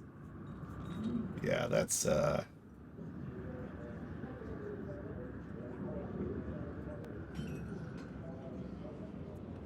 Yep. You know what's really funny to me is a lot of the old Sith Lords. They all suck. Like, seriously, they all suck. And what's funniest to me is they all look stupid, too. Like, someone went out of their way to make, like, Mark Aragnos and Naga Sadao and Endedu and all of them just look as stupid as possible. It's really funny.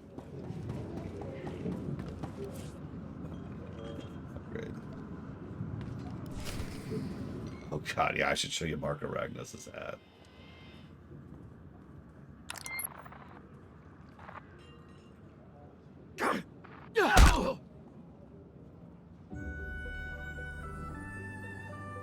Let's do... Sure.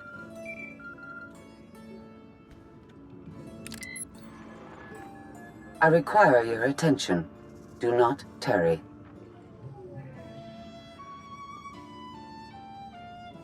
Gonna have to professionally disagree with Naga Sento looking cool.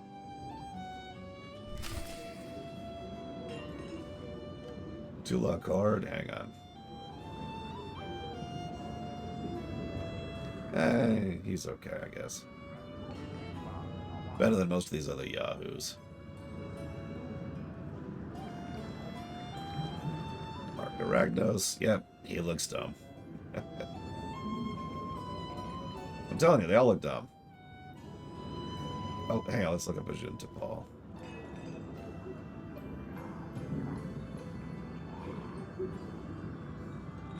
If I can find a picture. Come on, just give me the comic or something. Here we go. That's just Obi-Wan. It's not even an outfit. What the hell? The worst Sith fashion? I mean, honestly, I think we've already peaked with Endedu. Good. You're here. Astute observation, Agent Sean.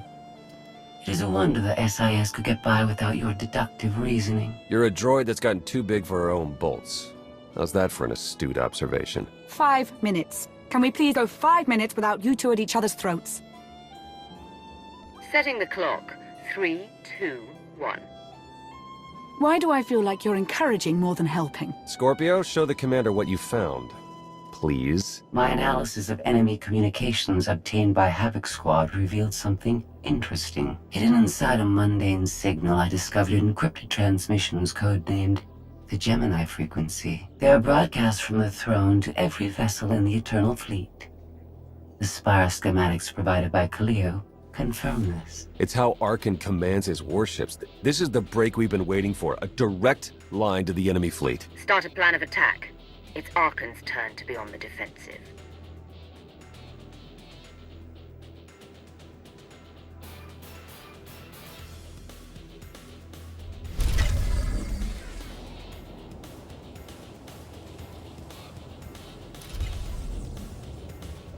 Wait, is it 12 or 14, Malachor?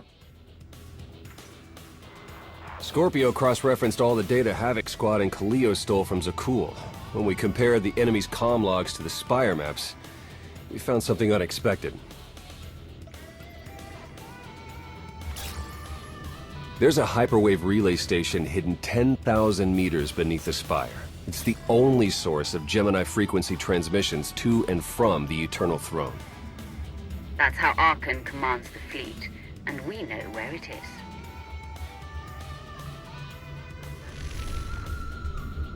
That relay station is our key to the Gemini frequency. If we can decrypt it, we'll eavesdrop on the enemy and learn his plans. We have a map, all we need is a route. You'll never get near that relay station.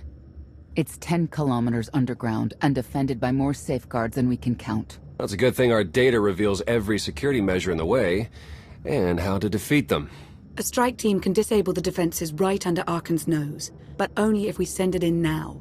Our intel's turning stale as we speak. Kaleo and Major Jorgen are already on Zakul. They're in position to clear the commander a path directly to the relay station. We are not sending that terrorist. She's done enough to my world. Senyu's right. Can't believe I had to say that. Havoc Squad was made for this op. We have enough detonite to turn that relay station into a crater. Cut the head off the Serpent. Throw the fleet into chaos. You're trusting the fate of the galaxy to a gang of grenade-happy bucketheads? We're only getting one shot at this. Lucky for you, one shot is all I need. Oh, is that what you tell all your victims? Destroying that relay station is a bonehead play. Send me, and you'll control the Gemini frequency. The idea has potential, and she's an experienced infiltrator who survived on Zakul for years. She bombed my people. Never again.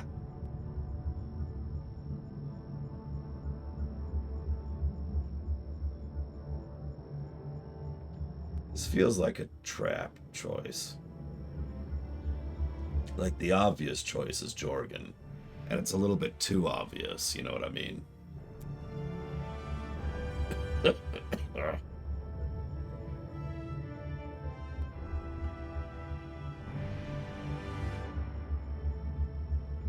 Yeah, I think you're right, Trithan.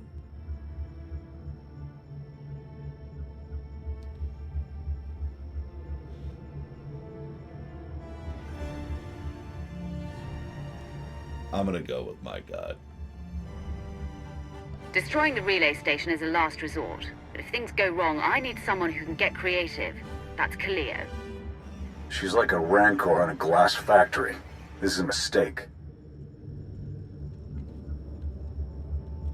We also have to make Archon miserable and distract him from our real purpose. Havoc Squad can do that better than anyone. We won't disappoint, Commander. I'm already moving. Be seeing you. You can't please everyone. But it may be prudent to consult Valkorion. He built the Spire. He may tell you how to invade it. Why would I ever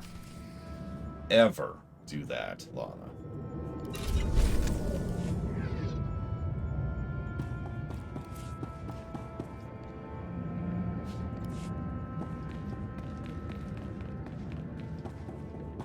Naturally, we're about to go do that.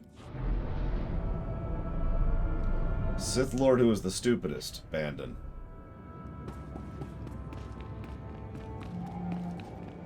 Yeah, Malik's apprentice, Darth Bandon.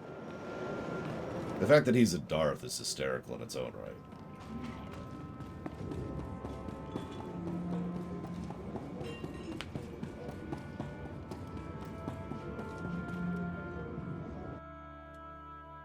You got it, Malachor.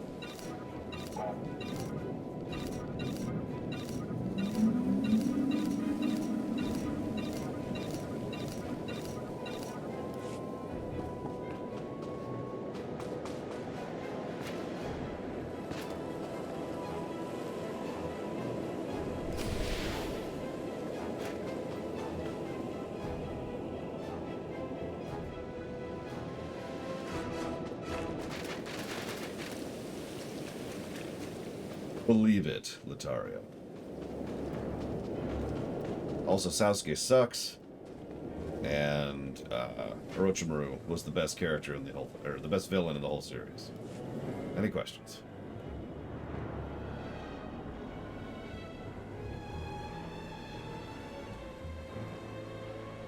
Valkorion, we need to talk. You once claimed the mantle of my wrath. Now look at you, begging for my scraps. You took my power, and now come for my secrets. But you have not earned them. Your help is worthless if I can't stop Arkan's fleet. Show me how to do that. I am not your servant, and you have trifled with my patience for the last time.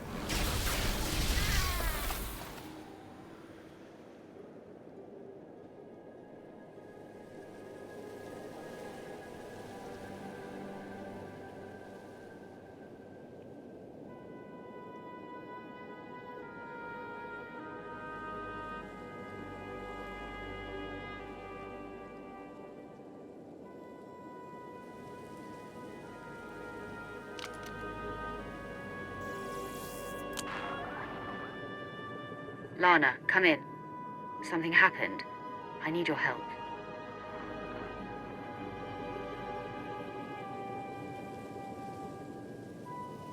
Your friends cannot hear you.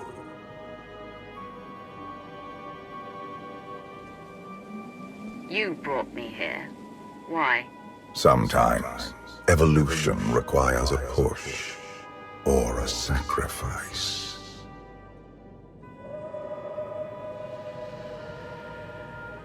You have forgotten what it means to face death alone. I will remind you.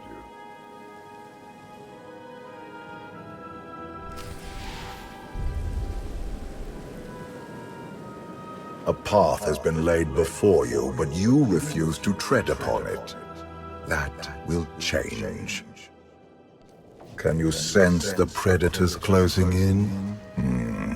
They smell your weakness. They would feast on it.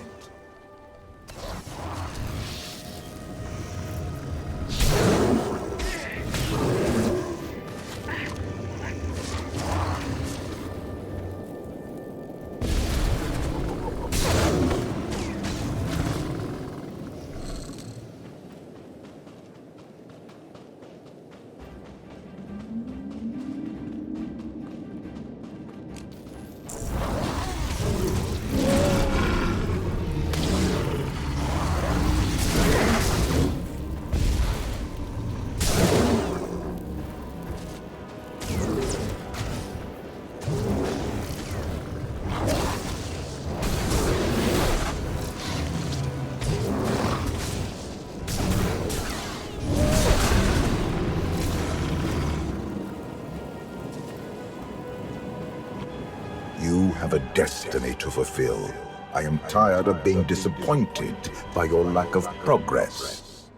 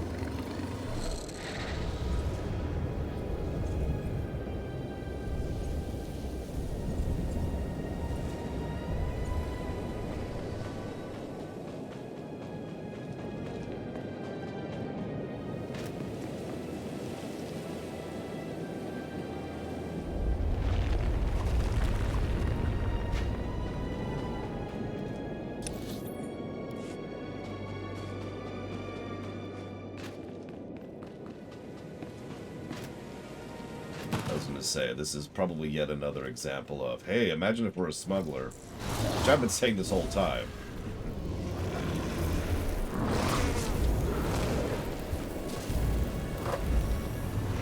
The galaxy is finally united under a single banner. It should have been yours. Yours, smuggler. Actually, ironically, I think Bounty Hunter fits that even less.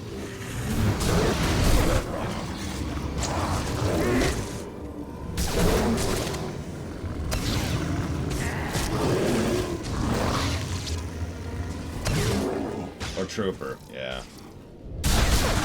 Agent I could at least see a little bit. You know, Tarkin and all that, right? I don't know how high up this thing goes. Pretty far.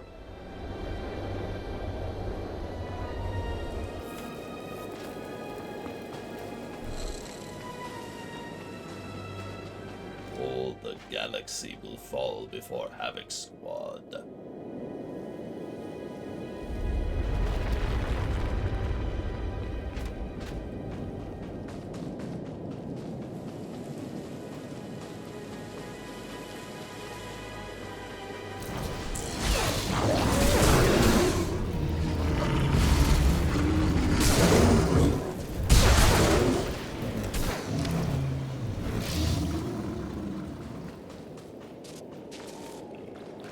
My son struck a killing blow against you.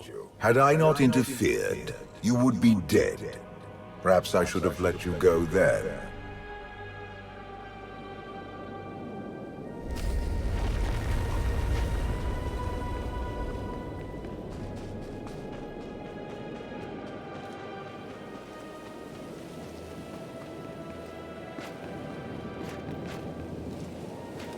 Despite your precious warship, a legion of allies, and my immense power at your disposal, you remain incomplete.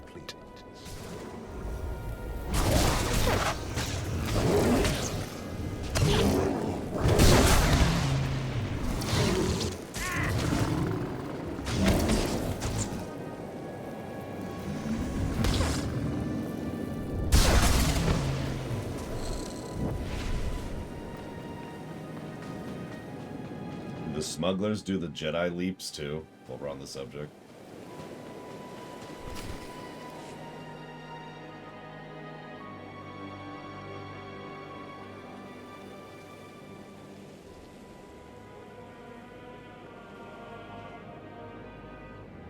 You have mastered the dark side of the Force.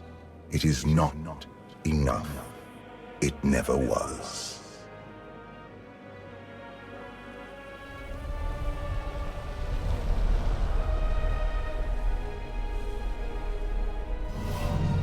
Until you embrace your full potential, you will only be a pawn of fate, never its master.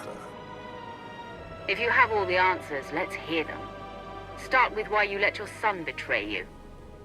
Arkan saw what he wanted and claimed it. What is your excuse for failing to do the same?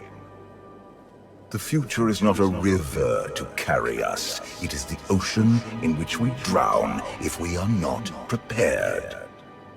You have two destinies, Outlander. In one, you defeat Arkan, claim the Eternal Throne, and remake the galaxy. In the other, you die alone, unmourned and forgotten.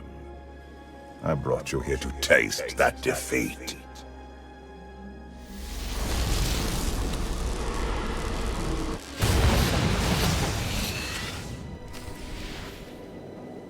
Cool.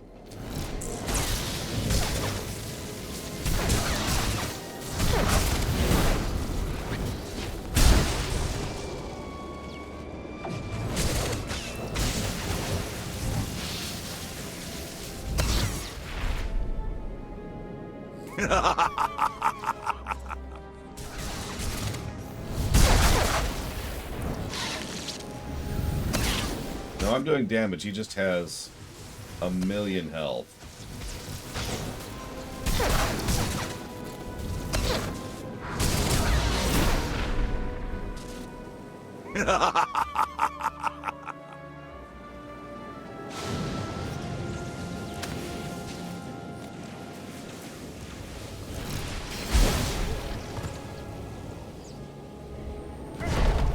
That clearly says 1,056,447. But I believe you, Jay Palmer. Wouldn't be the first time this game's lied to me.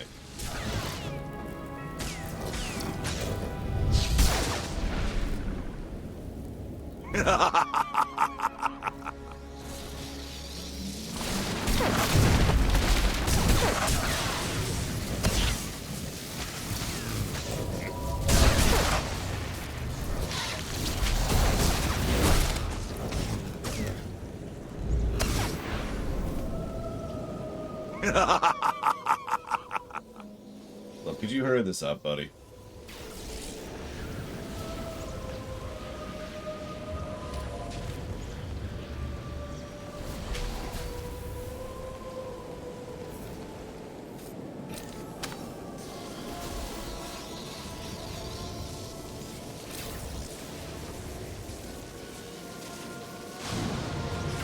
I'm just standing here, dude. Valky, buddy.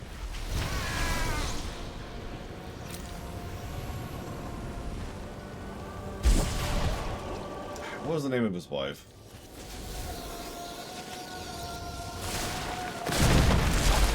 Hey, there we go. Senya. I guess we see why Senya left him in the end. Pitiful. Why did I ever believe you could change anything?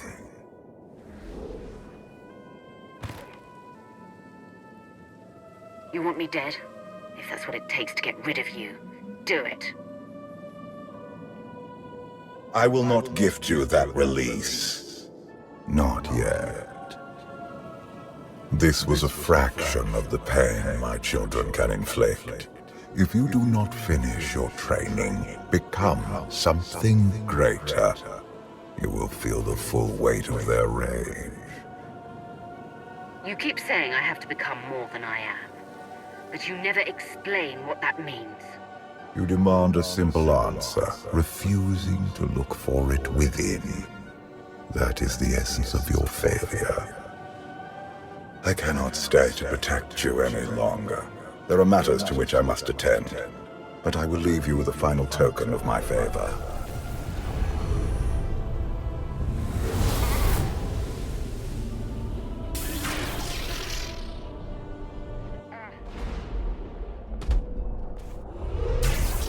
Fulfill your destiny, and I promise to return. When you come back, I'll be ready to finish this fight. I have never been your enemy. Remember that, and be victorious.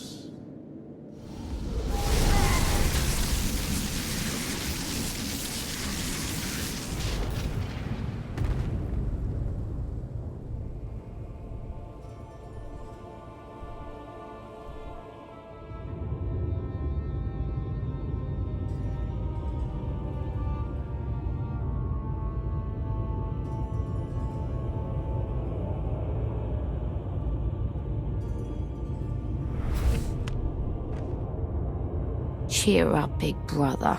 You're making me sad. Father won't face me himself. He's punishing you for stealing his chair. He isn't angry. Father never feels anything. Not even when Vexen died. He was a good brother. Brought me gifts from all the worlds he conquered. I freed you from Father's control. I hope that earned your support. My loyalties lie here, Arkan. Always.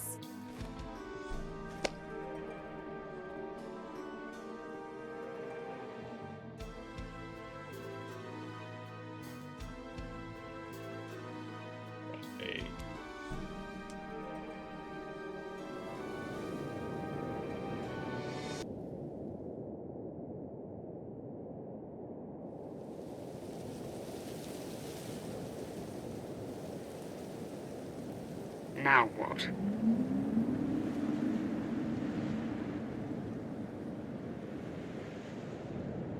I love that tone. Now what? That's about right. That's about where we're at here.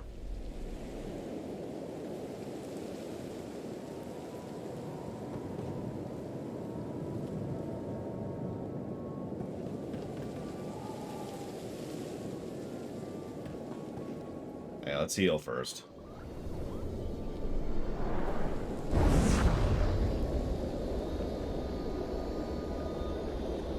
I'm pretty sure that Valkorion is just trying to manipulate us. He's doing a decent job of presenting it, but the problem is that he's vitiate. There's no, like, taking him at his word. Ever. See you around, Devo. Okay.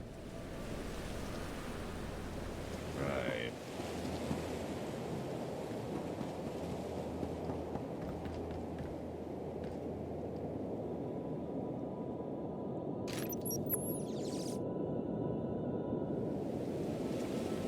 No promises, you know.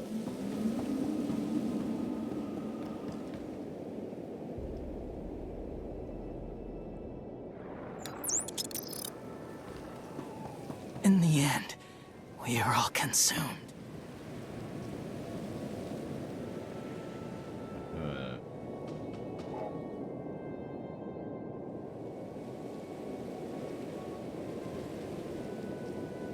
Yeah, no, exactly, Dr. Winter. It's like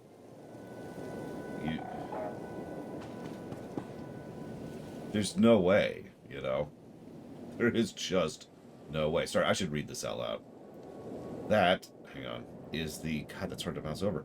The Korriban Training Facility. Exercises in harnessing Sith power. Tython Training Grounds. Techniques to achieve Jedi Enlightenment. Studies of the Force by Nagani Zoe. And a device which is still under construction. For millennia, Jedi and Sith archived their knowledge in holocrons. These legacies preserve the wisdom of great minds. The focus was often on exploring mysteries of the Force, not the practical matters of government. After all, Jedi do not seek to lead, and it is in the nature of Sith to force their wills upon others. But a few sought to understand what it truly means to lead a civilization. These are their teachings. In order to be a wise ruler, one must embrace all aspects of the Force, not the narrow, dogmatic view of the Sith. These heavy logs were clearly cut from the surrounding forest. There are no drag marks. The precision and scorched edges suggest a laser or plasma tool used.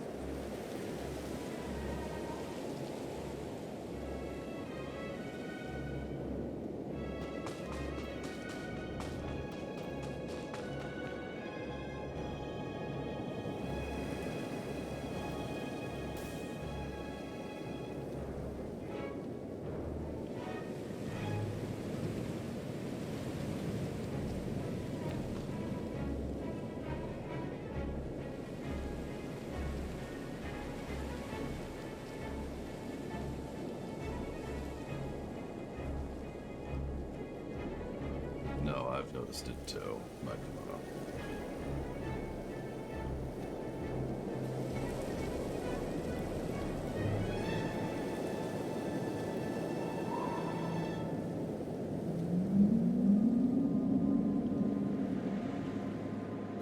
Gigapudding, we have work to do. So this is a journal of the day-to-day highlights since the author arrived on Odessin.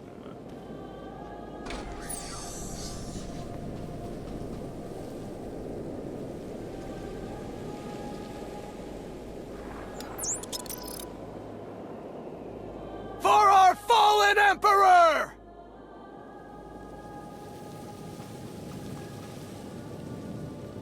Hey, root leaf stew. A common dish from Thailand.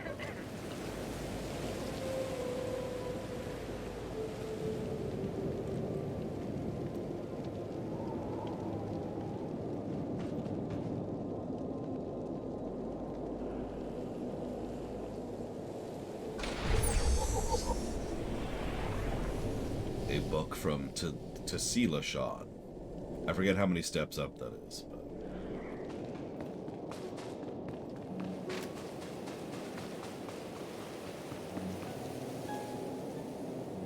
I'm actually curious, is this quest any different if you're a non-Force user?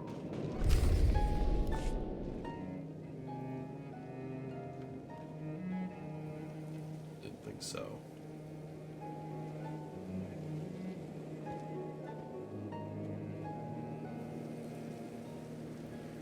I've waited for you a long time.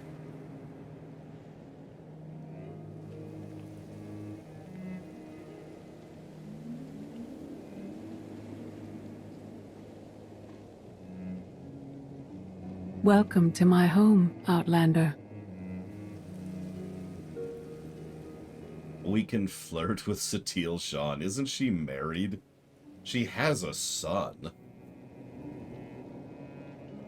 We've met him. I mean, don't mistake me. I'd have all of the sex with her, but... Jedi Master Satil Shan. I dreamed about meeting like this. Tell me it's really happening this time. Whatever you believe this is, I'd rather not know. Aw. Yes, I'm going to offer a meal. Stop rushing me. You survived an ordeal. Come, sit. There's food. Don't take this personally, but you've gotten strange. I think we both have. Many things changed while you slept in Carbonite. I led the fight to save the Republic from Zakul. Nothing prepared me to face that enemy. I failed. Again and again. They were just too good. This camp isn't new. You've been on Odessin for a while. When the Republic surrendered to Arkan, I gave myself to the will of the Force. I left the core worlds and found this planet. We've been here for years, waiting. We? Is there someone else here? In the Force, we are never alone. We sensed your awakening on Zakul. Felt the presence of our old enemy guiding you. We witnessed the victories and defeats leading you here. When we found you in that clearing, we faced a choice. Bring you here, or end you there. You're saying it was pure chance that you found me out there? Of course not. There are unseen influences working through me. Valkorion, and especially you. Valkorion strengthened your bond to the Force. You may be the greatest of us all, but your old training couldn't prepare you for what's to come. You have much to learn. Follow us. Seek the answers throughout the valley. You will know when you find them.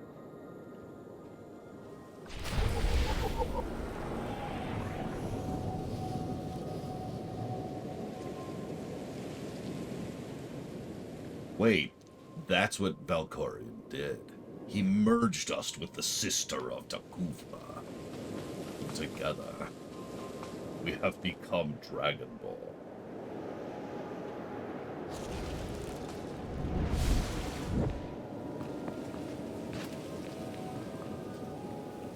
No, Mega Skullmon Spockmon, but thank you for asking.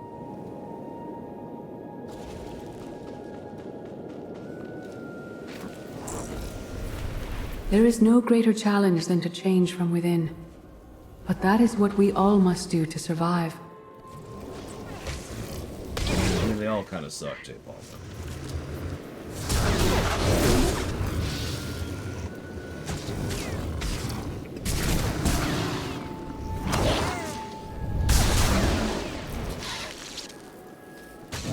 That being said, just straight up knockback is the first one you get is still probably my overall favorite.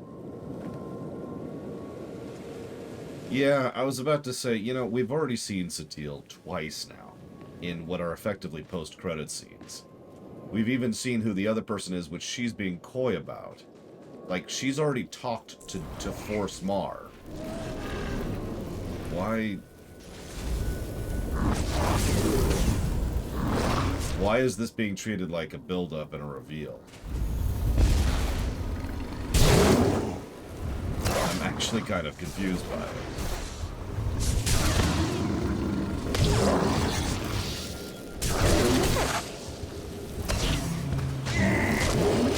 I mean, frankly, this would work a lot better if those previous, you know, post-credit scenes didn't even exist. This was our first seeing of Satele in KotFE. Or yeah, just don't show Mar. That could have actually had some impact. Instead of just being like, oh yeah, I'm here too, by the way. Sup? The most powerful among us couldn't stand against the endless legions of Zakul. Even the Sith Empire learned that lesson too late. On countless worlds, I watched Jedi sacrifice themselves to delay inevitable defeat. We will not let you meet their fate.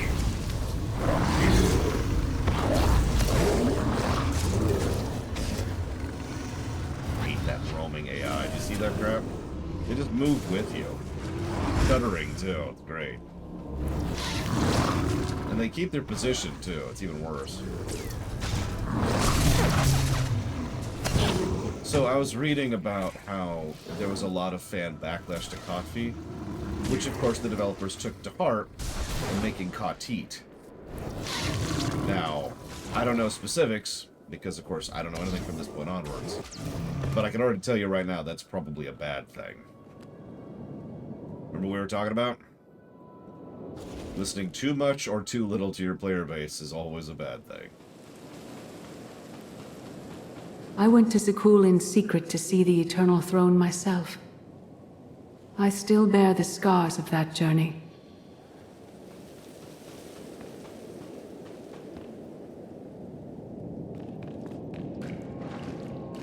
Activate my smuggler jetpack here. Yep.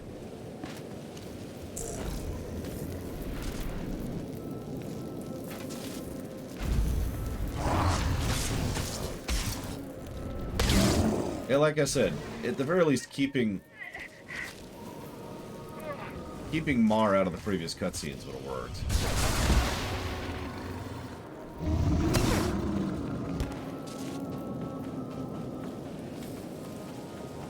I mean, gameplay-wise, this chapter sucketh. You notice these are just the overpower enemies from Dragon Age, right? That Dragon Age is really fond of. You know what I'm talking about? Bears, spiders. I actually forget what else, but...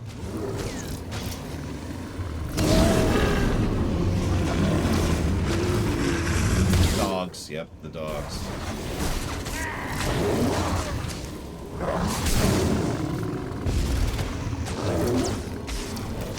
Yeah, I'm actually probably not being efficient with my DPS, and that's just whatever, honestly. But I feel like I missed a flame thingy. By the way, did you notice these things have a really wide aggro radius? Like a huge aggro radius. In fact, it looks scripted.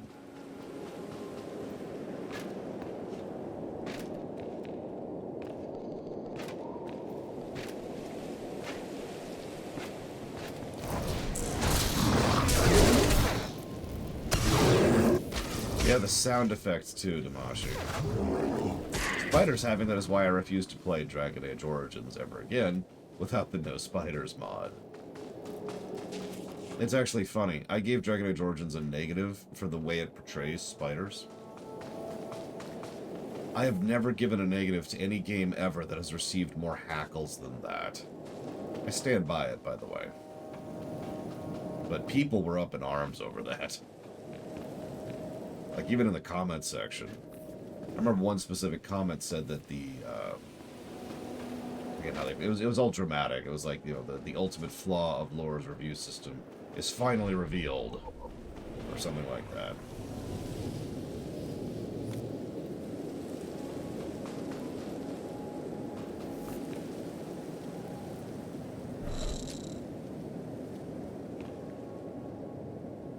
Not seeing another flame thing.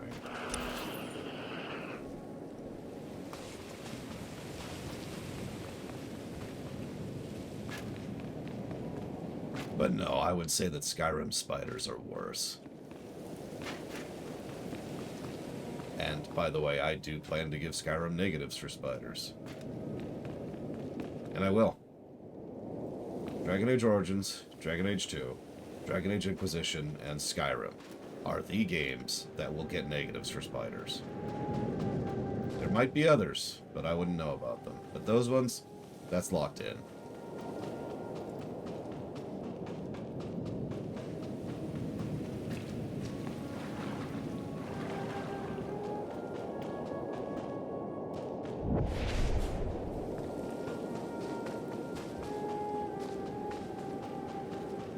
It's actually specifically a negative for usage of spiders, but yes.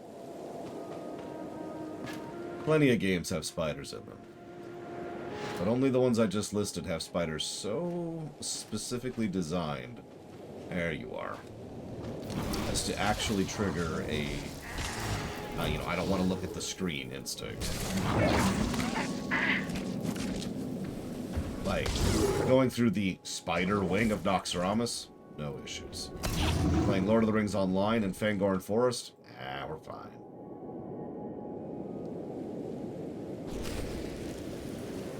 You have already failed, Yada. Sorry. No offense. But those negatives are already locked in.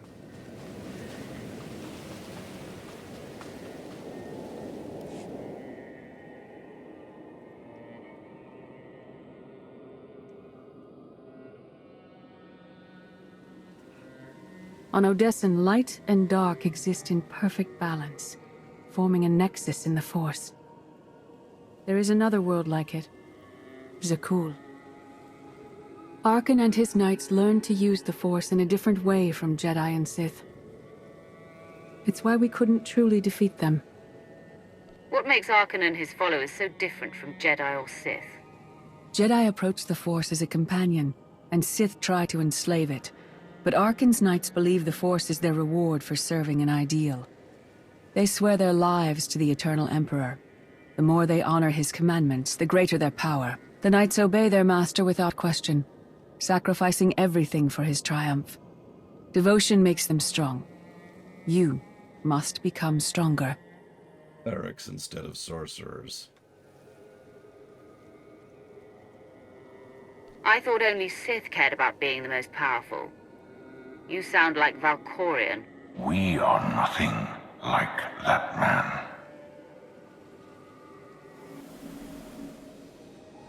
Darth Maul. Valkorion destroyed my flesh, but not my reason for being. Nothing can hurt you now. All that armor is pointless. I appear to you as I wish to be remembered. A symbol. After my defeat, I sought an ally to make things right again. But only one in all the galaxy was my equal. We met on this world.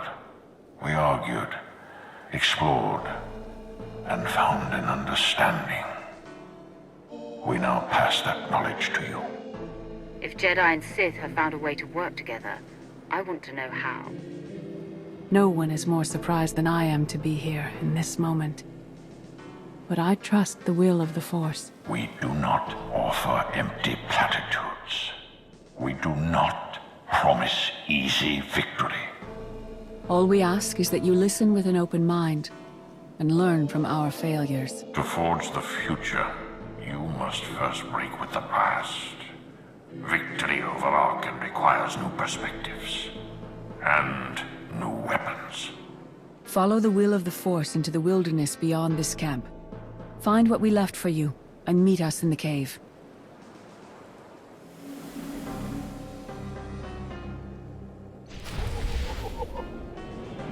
Now, I'm sure Django's gonna make fun of me for this. More than anything else. Be conquered through passion or righteousness. He has emptied himself of weaknesses, like sentiment and morality. Okay, I'm making a comment on that. More than anything else, this helps to emphasize how Tor does its own thing. Because in the AU, the idea of the dark side and the light side being able to be used, like having commonality, is just not actually plausible.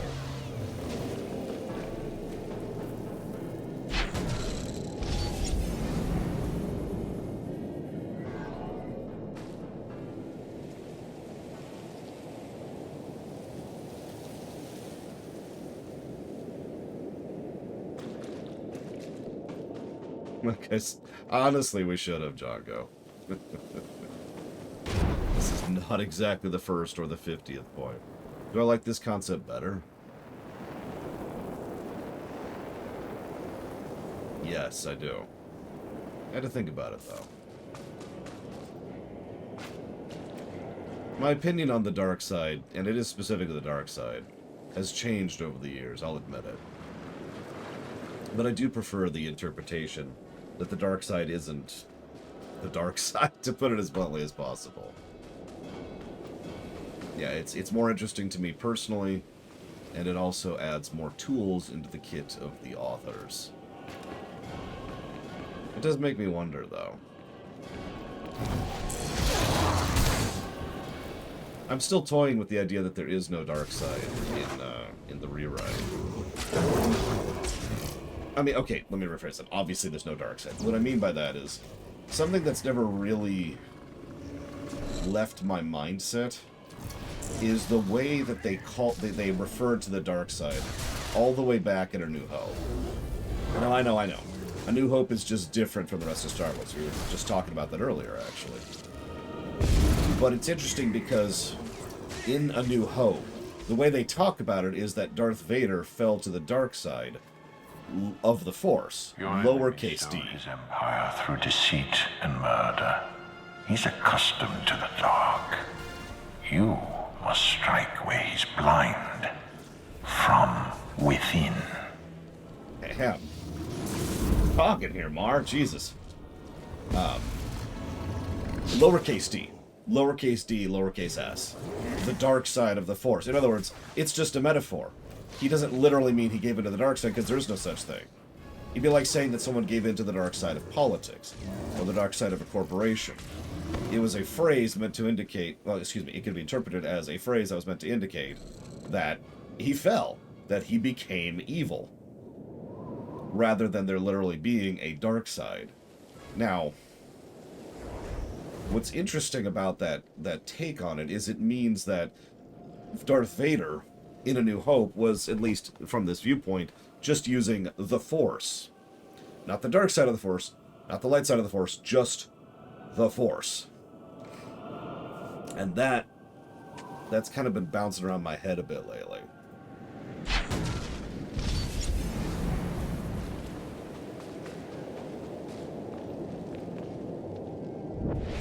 That's part of what I mean by saying, just erase the dark side entirely.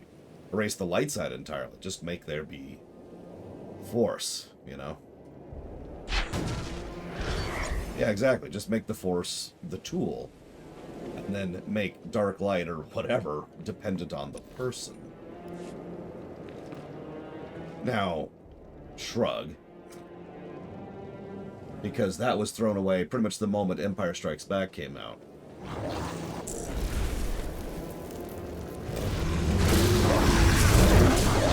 get my point? I don't know, I'm still debating. And honestly, that's not something I'm going to decide until I've had a chance to workshop it around the writer's room. Yeah, exactly. There's no dark hyperdrive. There's no light hyperdrive. There's just hyperdrive, which you can't use to ram people.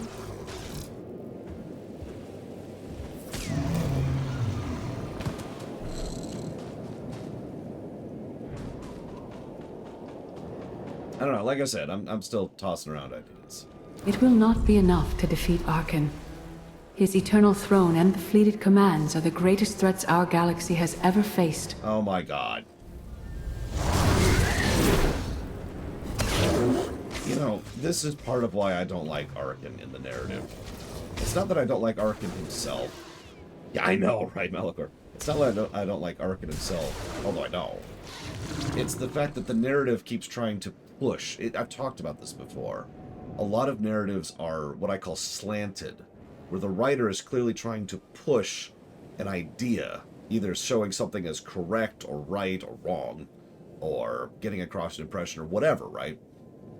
And it's very clear the narrative just keeps pushing Arkan as this big mega death doom. And the whole time I'm just sitting here like, but...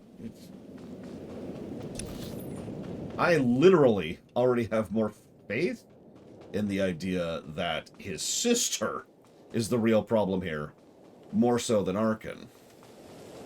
And that's ignoring the fact that I also think that Valkorion is the actual problem here. And by Valkorion, I mean, yeah, we can't beat the Reapers conventionally. That's a perfect example of what slanting means. Because we could argue that left, right, and center, but it doesn't matter, because slanting means it's the audience being told this is how things is, accept it. And one of the most common tricks for slanting is to make a character we trust and respect, like Hackett, Admiral Hackett, just tell it to you straight up. Just right to your face. We cannot beat the Reapers conventionally. Don't even think about it. And he says it more than once, if you remember. That's why it's become such a meme, is because he reemphasizes it multiple times.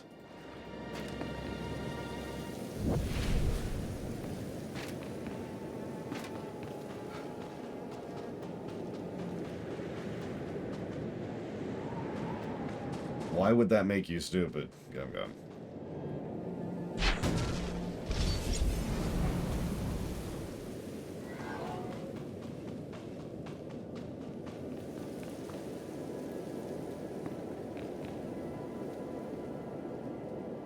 This is approaching a neat idea, but if it's not obvious, it's really finicky interacting with these jump points.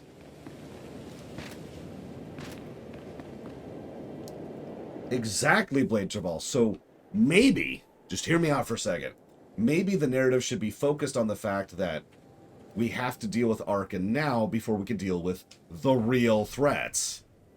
Which is, of course, not what the narrative is doing. The narrative is focusing on Arkan as the real threat. But if the narrative... This is why I mentioned that I don't have a problem with Arkan specifically. It's the way he's being used. Because if the whole narrative across this whole thing was Arkan is the immediate problem that we need to get off that stupid throne so we could deal with some real things here, then I would actually be fine with it. But nobody's saying that. We just had Satil Jean tell us to our face, and Mar, by the way, two trusted characters that we respect and blah blah blah. That nope, you don't understand. We've got to focus on Arkan. Got to focus on him. It's like, but.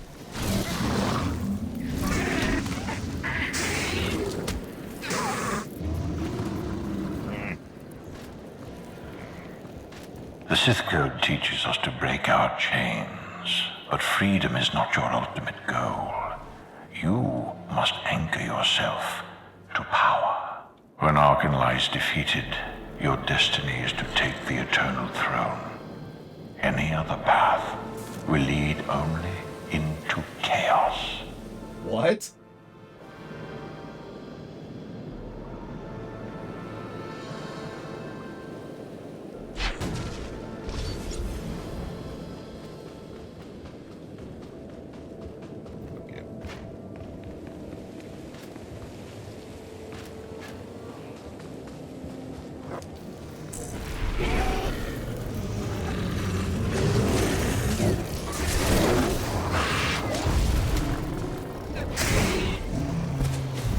don't think I would ever do that personally, Valkor. It's a really, really common problem when you introduce a brand new character that you've never really seen or heard from before, and they're just super mega death-threatening. And it automatically creates de-investment in the narrative. Because it's like, hey, here's somebody you've never heard of before, and they're super strong. And they can kick your ass, and they can do it while dancing, and there's nothing you can do about them. You can't beat them convention. Even if it's well written, at best, that's starting from a negative. You know what I mean? So I wouldn't do that personally. I wouldn't even shoot myself in the foot that way. I would just say, alright, here's Arkin. Kid with a gun, right? Now, we've got other problems. We know Valkorion's still problematic. We know that his sister is super strong in the Force. And we gotta figure out what's going on with this mega Eternal Fleet nonsense. Well, we can't deal with any of that until we get this gun out of the hands of this stupid kid. Right? Like I said, that's the take I would have. That's the direction I would go with it. Now, Lord Harriman is correct. If you build up your villain, then they can come out of nowhere and be like, I'm super powerful. Wah-ha-ha. And it's much less bad because there's investment. Because you've actually bothered to build it up or foreshadow it or whatever. But, as we've already discussed, that's not even an option here. Because they hadn't designed any of this when they were designing Tor. Hell, I'm not even sure if they had the same writing staff by the time this came out. Compared to Vanilla.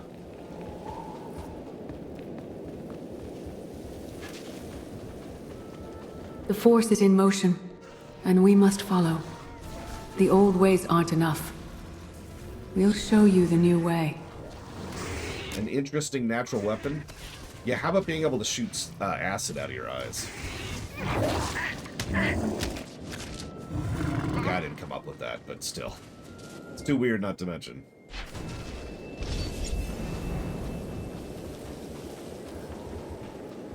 You can only use it once, but by God, it's effective.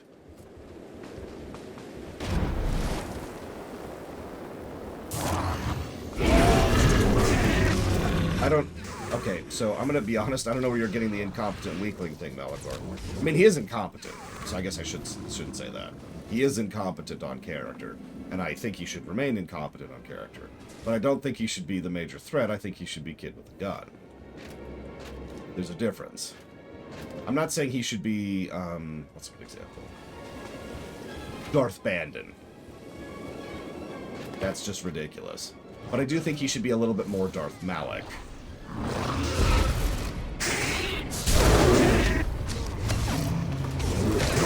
Instead of this. But I'll shut up about it. I know we're never going to agree about it. It's just, I find the way that the narrative is pushing Arkin to be bad writing. And it has done nothing but de-invest me in him as a character and as a villain, and pulled me out of the plot the entire time I've been playing through this.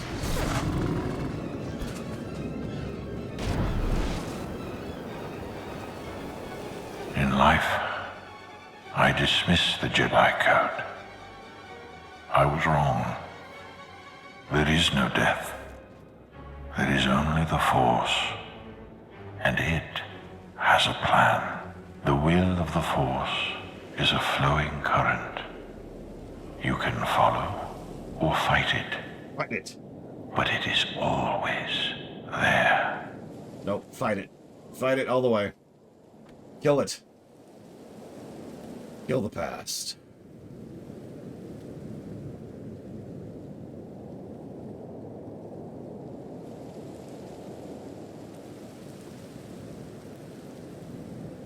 I mean, hi. Watch me, Star Wars. You know how many gods I've killed in my career? Ugh.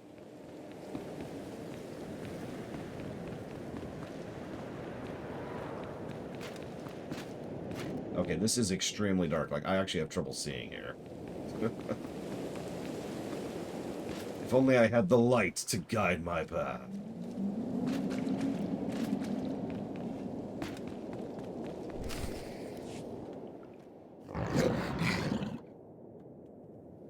Oh, music, right, sorry. Tick-tock, tick-tock, tick-tock. Tell me, do you believe in the future?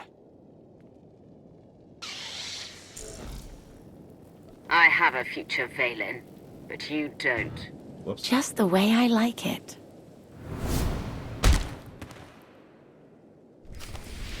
Sweet. Okay.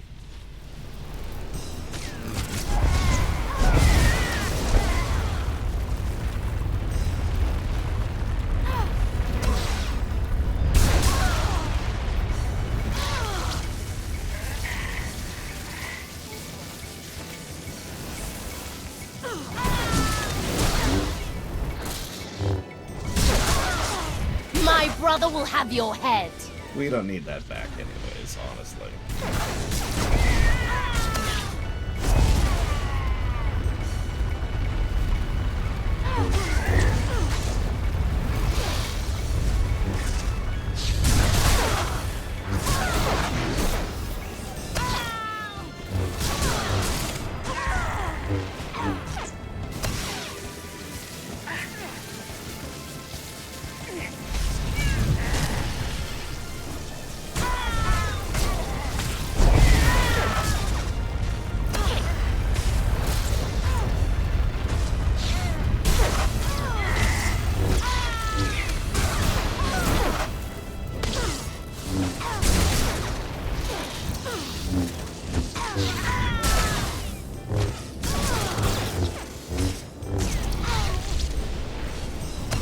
You think you're winning?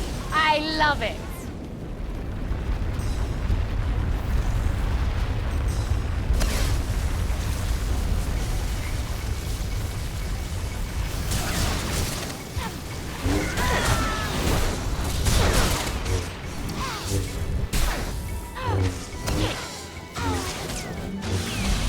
What's really funny is she only has 455,000 health as compared to her dad who had 1 million.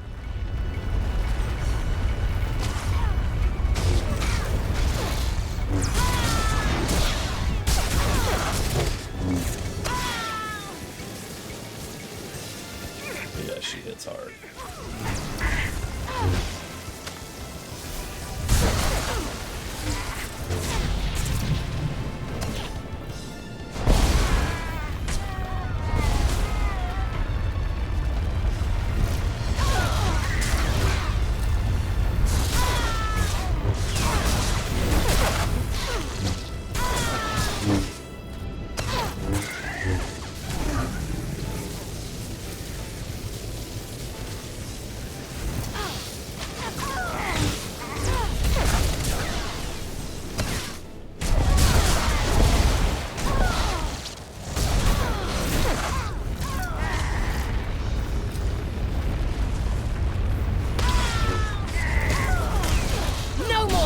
Back!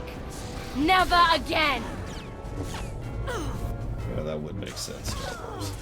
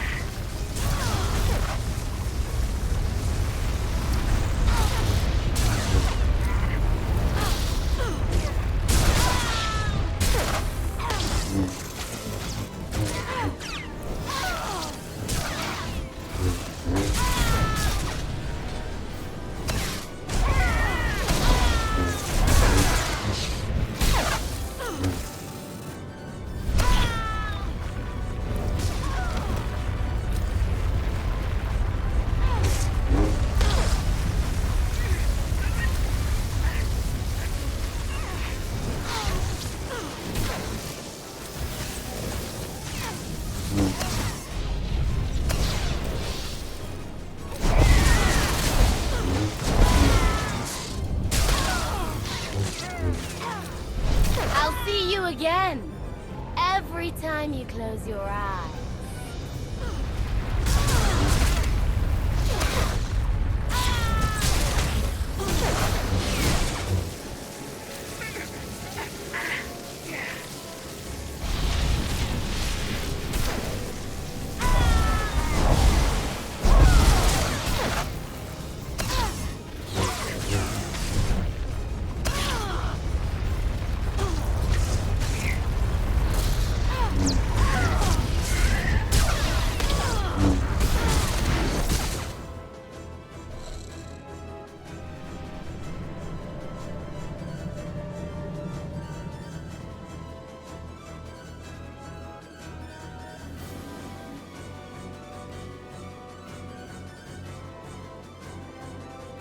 I fought Arkan's sister.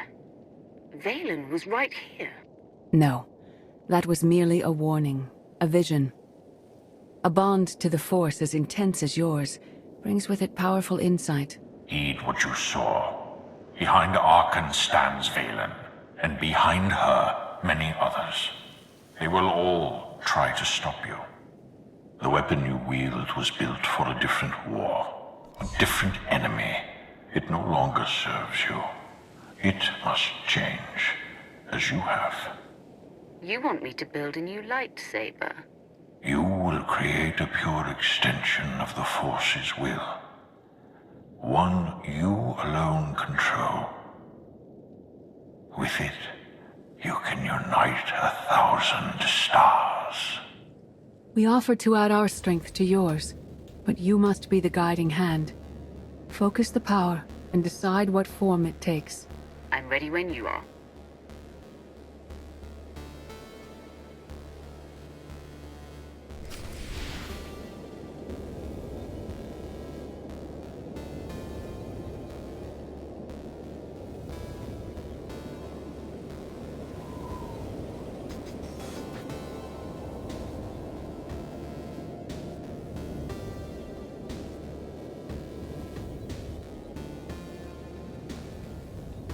Yes, you must build a new sniper rifle. Wait, what? What does that have to do with anything? Okay, real talk. This is probably the most egregious point at which this really should be a Force user. Because a lightsaber is, in lore, it's a big deal, right? Like, it's custom built by you, usually. Custom attuned to you. You select the crystal. You select the components. We saw this in Jedi Fallen Order, for God's sakes. This should be Force users at this point. I know. Dr. Winter pointed out correctly that they were backed into a corner on this, but honestly, I don't think there was a good solution here. It was either piss off half your player base, or however many people play non-Force users, by ejecting them entirely from this, or this.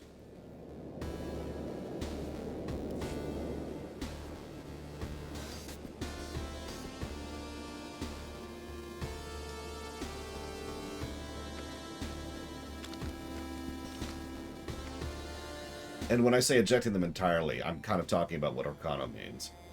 Or not Arcana, sorry. Cadenite. The idea of basically turning them into Force users is the only real option there. At least on that side of things. Otherwise, you do this, which is just... There's no limit I can't surpass. You make a new blaster, Magister.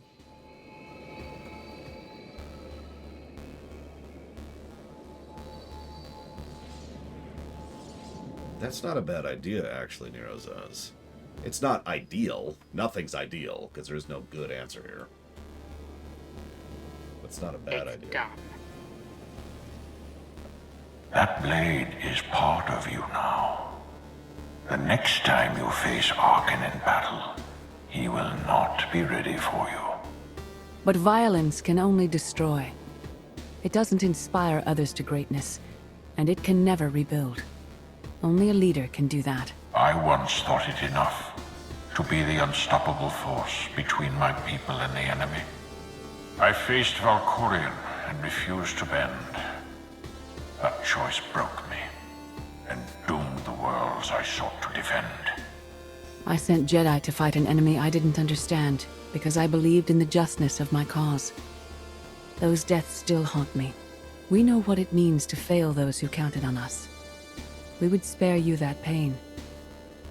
It's better for me to learn from your mistakes than repeat them. As the Wrath, you were always forced to stand alone. You planned and executed without regard for others. Leading this alliance is unlike anything you have done before. Directing the war effort is a mere fraction of the burden you must bear. You must not only know when to fight, but when to retreat, or even to make peace with your foe. There is an oasis not far from this cave. Your final lesson waits there.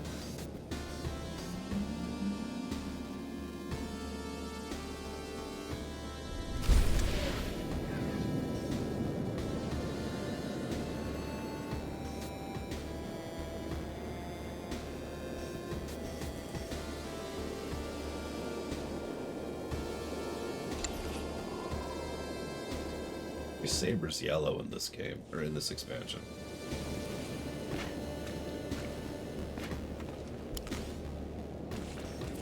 How about I give you the finger? You give me my phone call.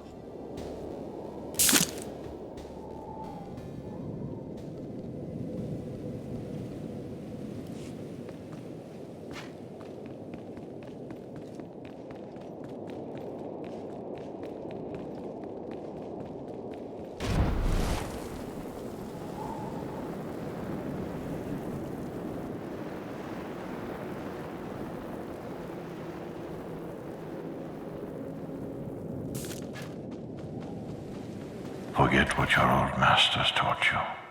Not even Valkorion understands. The Force is not an ally, slave, or transaction.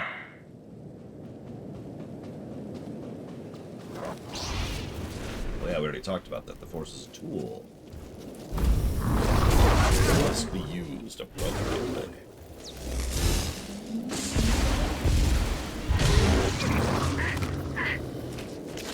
By the way, someone asked earlier, my favorite overall DPS rotation. If you're looking at it. I believe this is specifically darkness. And I am correct.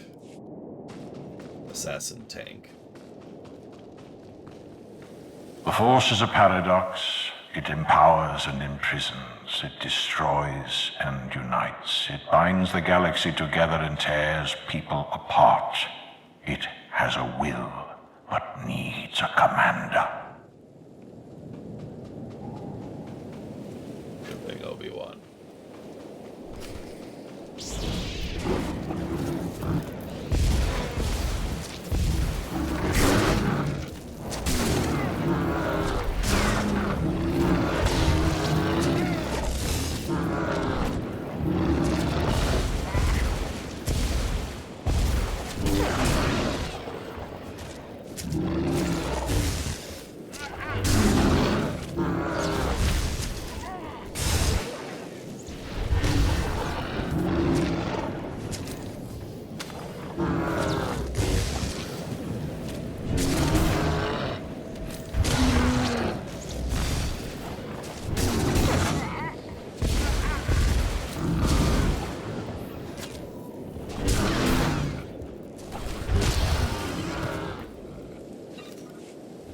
Real talk. I would love it if it was like, and the Force needs a commander.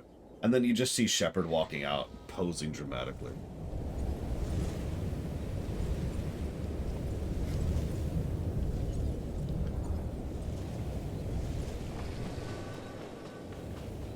It's hard enough to talk standing up, or sitting up straight, Drathan. I'm not even sure I'm physically capable of talking if I was slouched right now.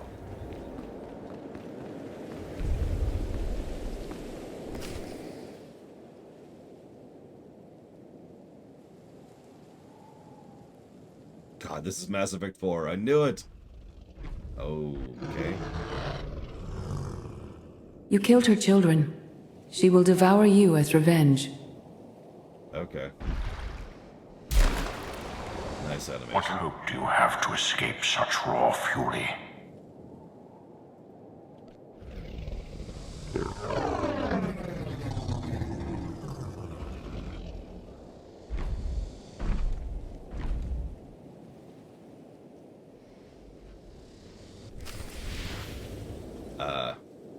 Okay. Actually, I was probably more positive about Mass Effect 4 than most people were, Trithan. That being said, I do think it was aggressively average. The narrative was just barely there. I enjoyed playing it, though. And they had some really cool combat. They just didn't have the encounter design or enemy design to back that up. Yes, sorry, I'm referring to Andromeda. Andromeda is a fantastic example of a game where you've got really cool combat and then nothing to do with it. This is something I've encountered in several games before.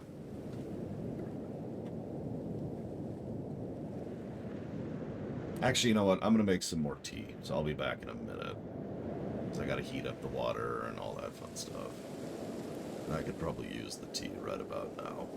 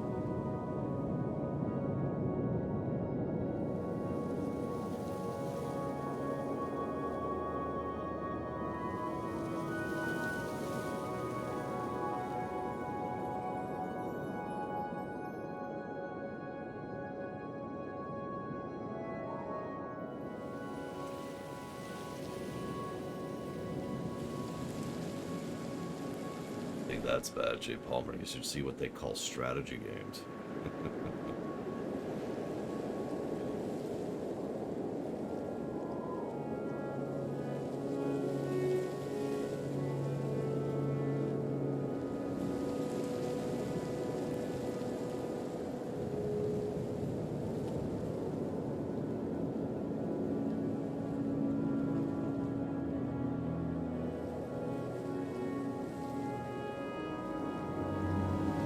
Emily Wong.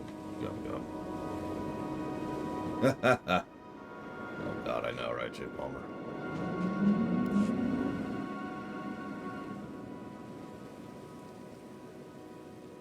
You created peace from a violent confrontation. Impressive. Some believe you are destined to walk this path. Others think you make the choices that decide their fates. Your alliance will collapse if you do not know yourself and the ideal you serve. Do you understand? There is no destiny. My choices make all the difference. Your way is clear, and so is ours. Do you feel it, Mar? The Force draws us elsewhere. The exile on Odyssean is over. A new path has opened, thanks to you. Our duty is to follow it. You can't leave. You've barely told me anything I need to know. You know what must be done. That's enough. Trust in the path ahead. The Alliance awaits its commander. Farewell.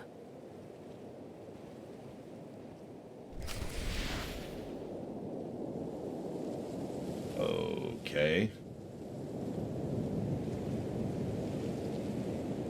Right, Emily Wong. The only thing I would do, honestly, is move that on camera, because it's a badass scene.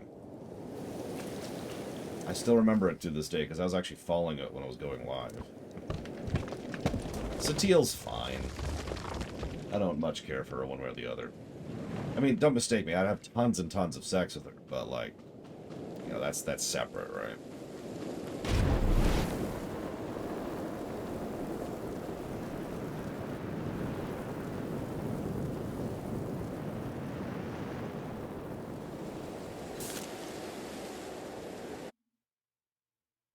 Yeah, but I'm not into guys. Sorry.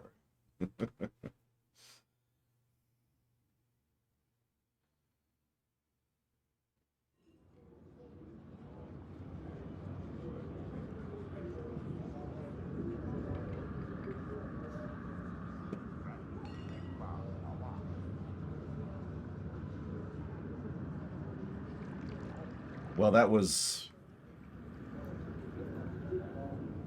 interesting, I think is the word I'm going to use here.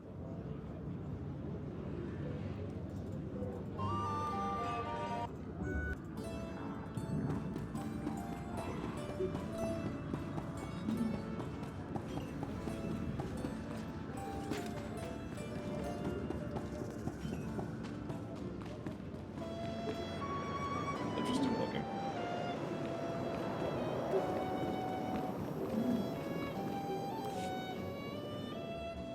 Sub-level 4 open.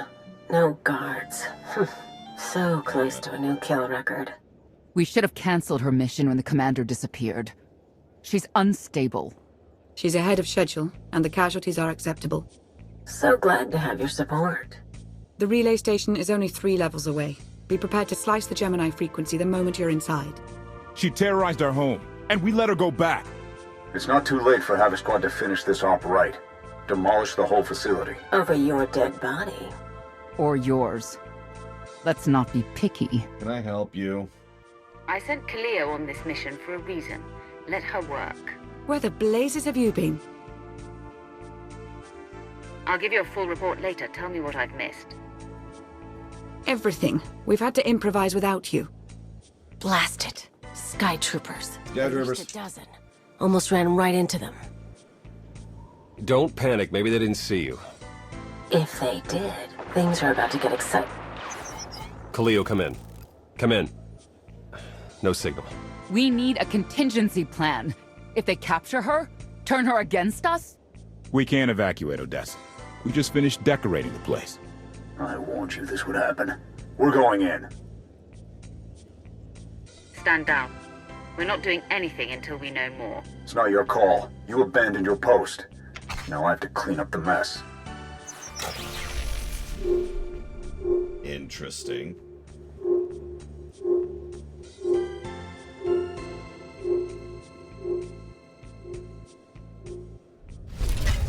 Do I hate Tor?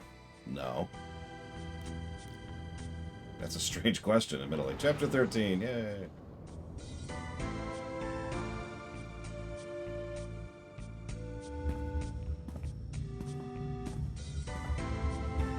Still no word from Major Jorgen or Kaleo?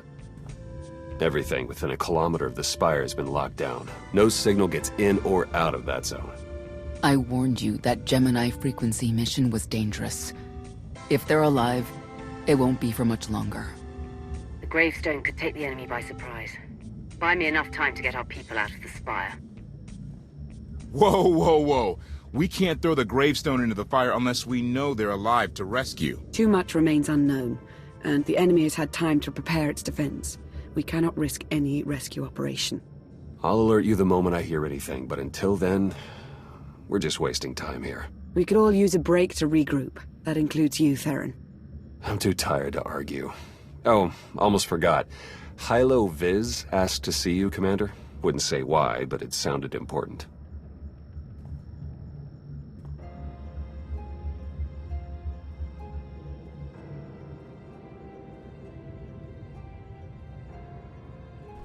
'87 tracks, yeah.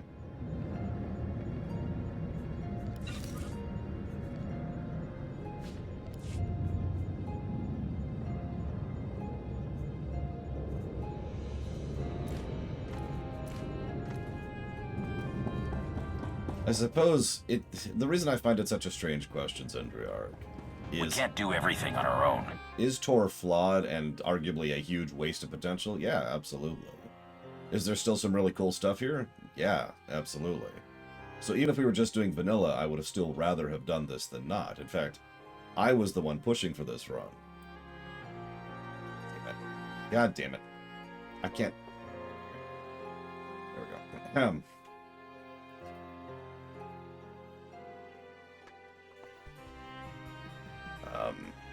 But the other line of that... Yeah, exactly. Agent, Warrior, Bounty Hunter, Consular, and Inquisitor were worth it just by themselves. But there's another thing that was worth it too. Even if these expansions end up being a net negative, I'd rather see them than not, because I never have. As I told the story a few days ago, when Revan was new, I didn't play it because of the big twist, which was so stupid I just walked away from it. When this expansion was new, I walked away from it because I was sick to death of Vitiate. So, I never actually played through any of this stuff. Now, I have mentioned a few times that several times that I don't know what's going on after this point in the story. I just realized 5 seconds ago that's a lie, because there's one other thing I know. Because Tyron once randomly made a completely random comment to someone else in Discord about the fact that they were going back to the Horde versus Alliance, excuse me, the Republic versus Sith thing in one of the things after this. So I know that. And honestly, that sounds terrible. But we'll see what they do with it when we get there. Anyways, let's go ahead and go actually talk to Kilo. Hylo? Hello? Well, people are dumb, Caspian.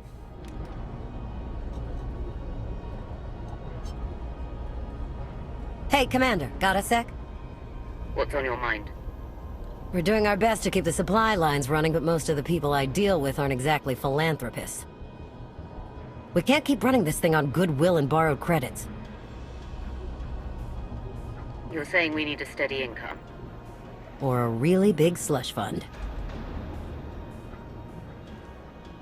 But look, I didn't just come here with complaints. I know a guy with a habit of showing up when someone's in need. He's reached out with an offer we can't really refuse, much as I might want to. You should meet him. So, he's, what, a loan shark? No, just a liar. And a cheat. And a thief. The only thing to trust about him is that he can do what he promises. Hear him out. Come on. Who is it?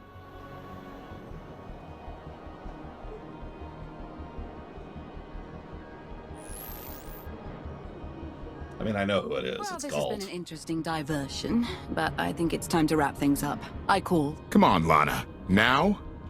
I fold. So soon? Must be quite a hand. Let's see it.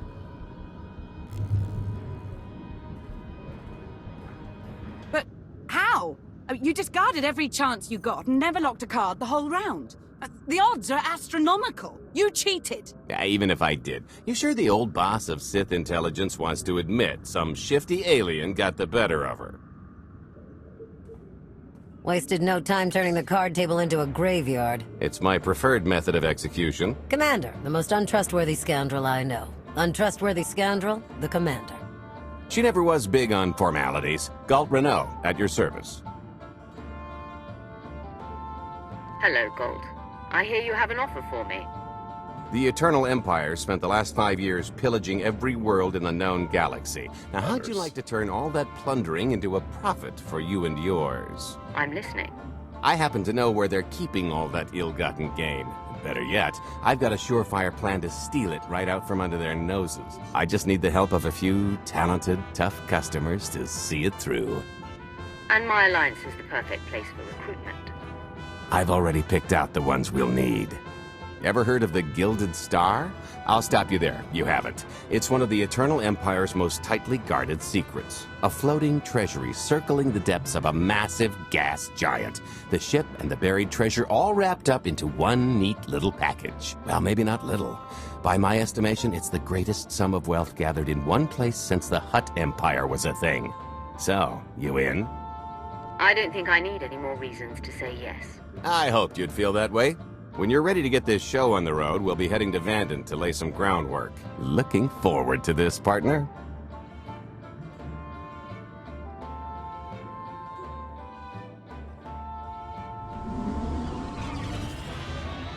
Oh yeah, Mike Romano. The Hutt Empire is one of the... I think one of the oldest superpowers, until you get back into the truly ancient stuff.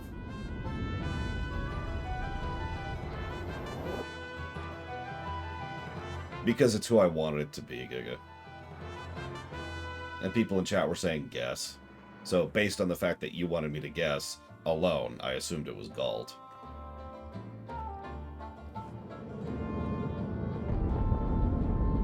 Yeah, I was gonna say, the Hutts predate the Republic, if I'm not mistaken.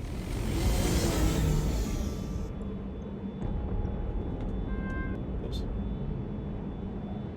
There she is, Vanden. Mind the ledges when you're walking around unless you fancy a death by scenic view. You haven't mentioned why we're here.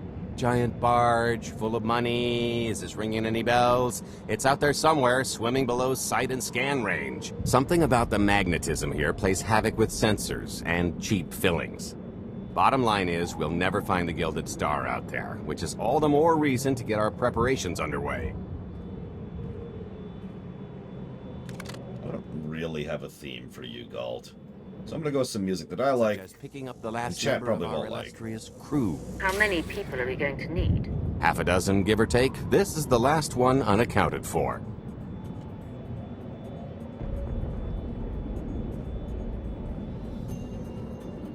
Well, the first thing I'd do, Caspian, is I'd grab a gun, blow my brains out. And of course, would be like, I got you. And I'd be like, no, and then I'd be a zombie.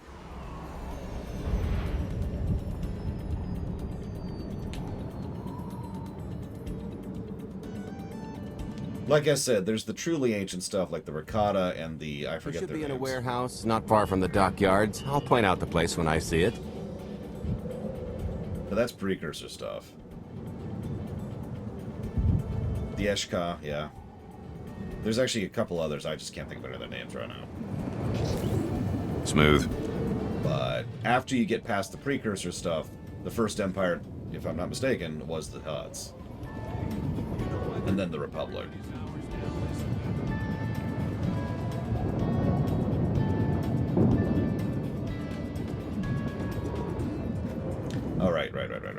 to do this manual-like.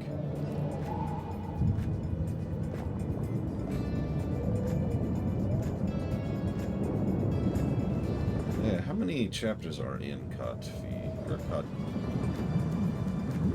KotFE, yeah, no, I'm saying it right. Let's see here.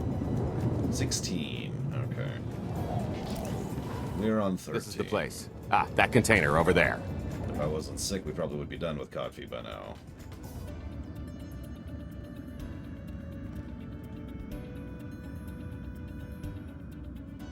So, this plan I mentioned, it's going to take the best identity forger this side of the galaxy to pull off.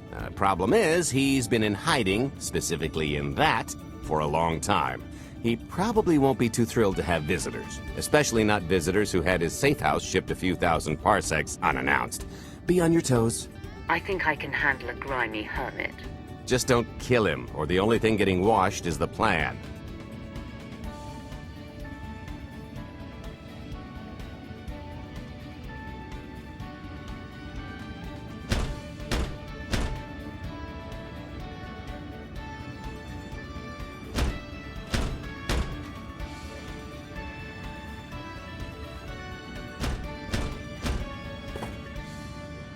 Actually, Savaka.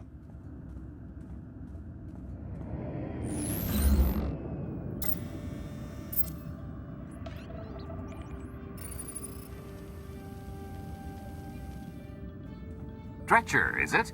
They always say retirement's a good time to travel. Why don't you come and check out the new scenery? Tiresias, you've got a lot of nerve showing your ugly mug to me again. Tiresias? Just a name I carried around for a while, no use to anybody now. I think you've got me confused for someone else, friend. Name's Galt Renell. Got a business proposition I think you'll want to hear about. You can't play dumb with me, Ty. I know that face better than you do. What do you mean? He's seen a lot of my work. I even made him a perfect duplicate. Better than perfect. My version didn't talk. I've had enough of helping that fraud fake his own death. This time, it's gonna stick. A little gift for your hospitality. You can mail order just about anything these days. You know, they really like droids this expansion, don't they? Like, really, really like droids this expansion.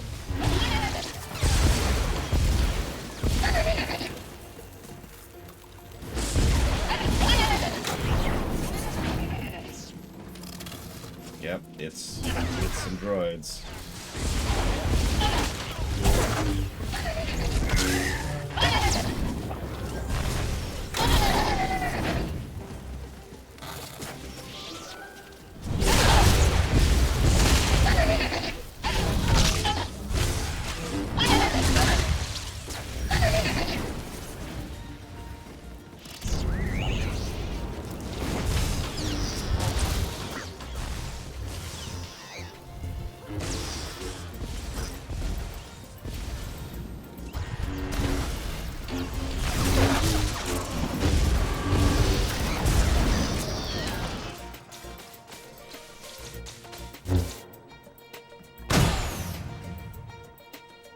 You like my lightsaber, by the way?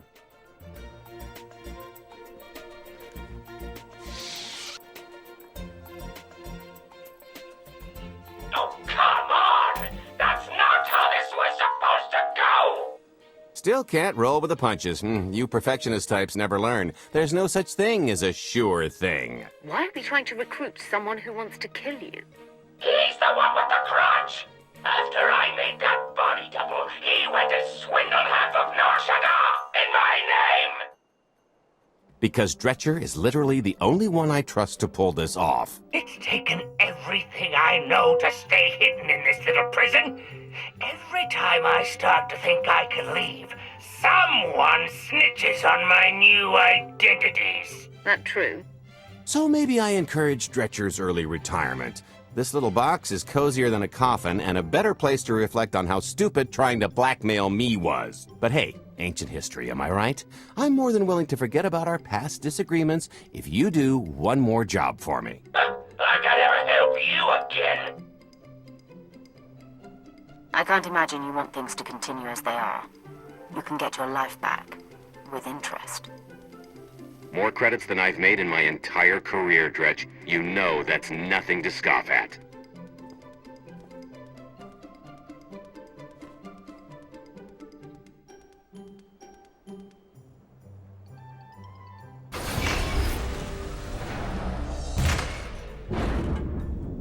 Now, picture the smell.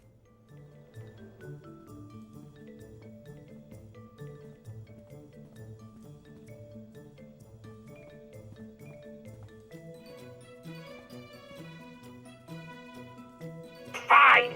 I'll do the stupid job. Sit tight, Dretch, and get reacquainted with the concept of hygiene. We've got one more stop to make before we get to the fun part.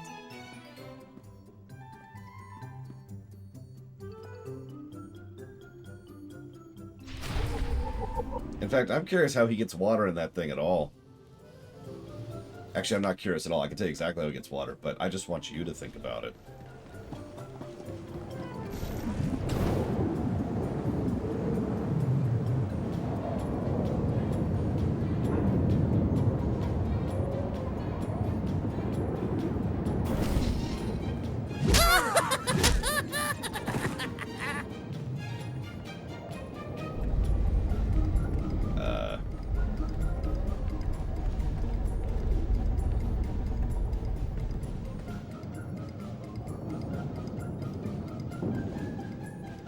Punctual, gentlemen. Glad you could make it all this way. No trouble acquiring my little request, I take? It's here. You got our money? Of course, friend, but I'd be remiss if I didn't ask to see the goods first.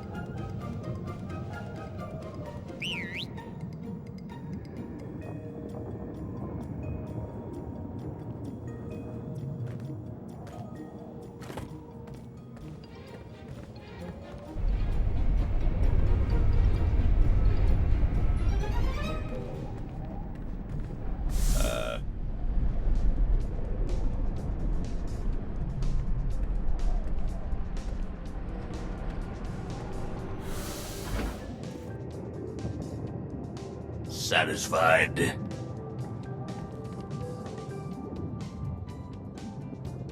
What do we possibly need a missile for? Just the important part, really. You got our money? About that. I was really thinking we should renegotiate the price. You know, seeing as I don't need the whole missile.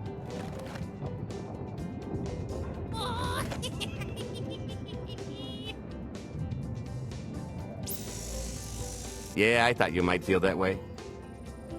Launch sequence initiated. Target acquired. Total atomic dispersal in T-minus 1 minute. You son of a... Make it stop! Nah. Hope you're a good runner. Jumping might be faster. T-minus 55 seconds. Warhead primed. Suffering index set to maximum. You're gonna pay for this! Suckers.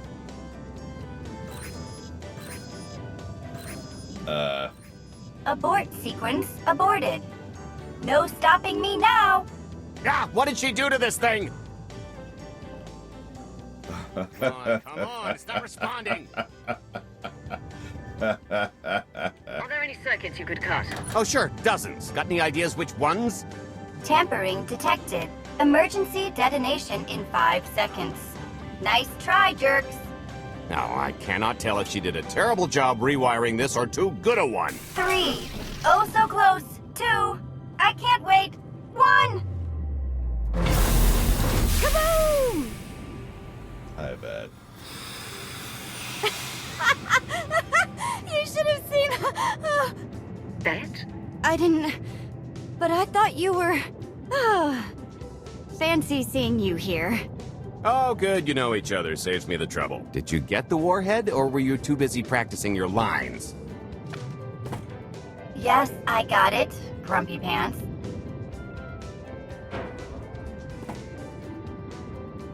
I stand by my I music guess choice. those lizard brains will have figured out nothing's exploded by now. I'll see if I can't distract them. Time to make ourselves scarce. We'll see you back at the hideout. Toodles!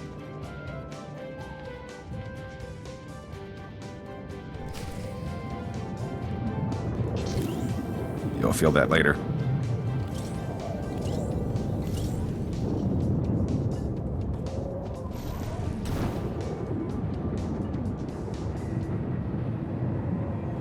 Kunamo, uban Johnny Alipa, Eastin Koto, I might try ducking next time. Adventure line, Andrew. I'm leaning towards a positive for that as well. That was legitimately amusing. I've been actually thinking about something in the back of my head. Does anyone else get the impression that different writers were writing different chapters?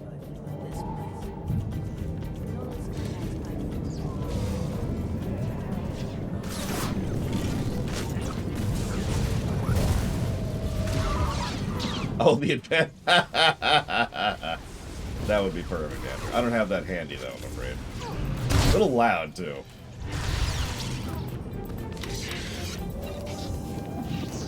It makes me wonder how they divvied up the workload, though. Because, yeah, exactly. Like, a lot of people think writing is, you know, you're a good writer or you're a bad writer. And while that's true to an extent, in my experience, it's more like writers tend to have things they're good at and things they're bad at, right?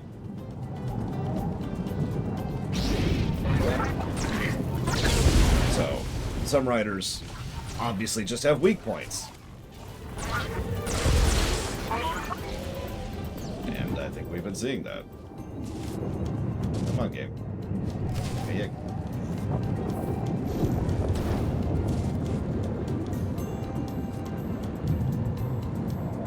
yeah, exactly, Chabad.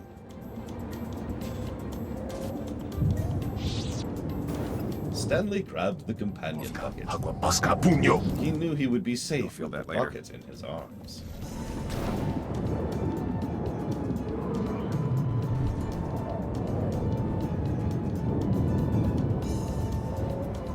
Wait, seriously, I'm just getting more computer spikes. I might try ducking next time.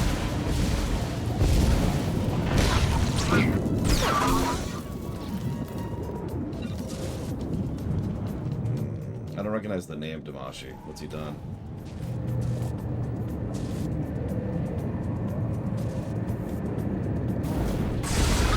There's a prophecy fall up there?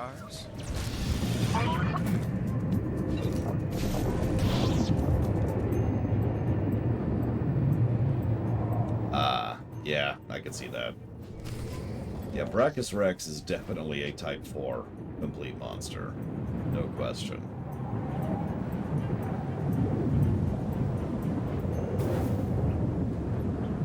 I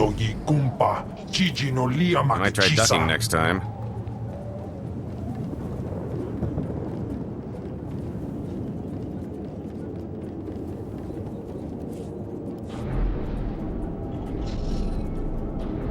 I just think everybody here who hasn't seen that stream or played that game is like, what the hell's...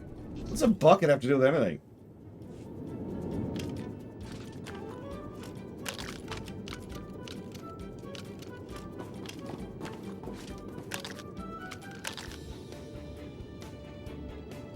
If you're still wondering why you're here, it isn't to check out the Tabana gas bars.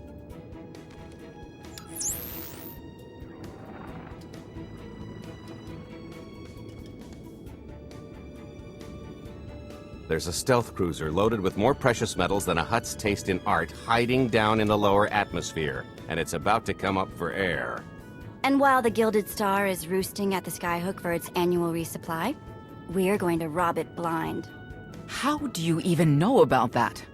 A little bird told us. I speak stool pigeon. Even if you do know where it's going to be, it's got a full military complement on board, and a vault that could survive the ship being reduced to atoms.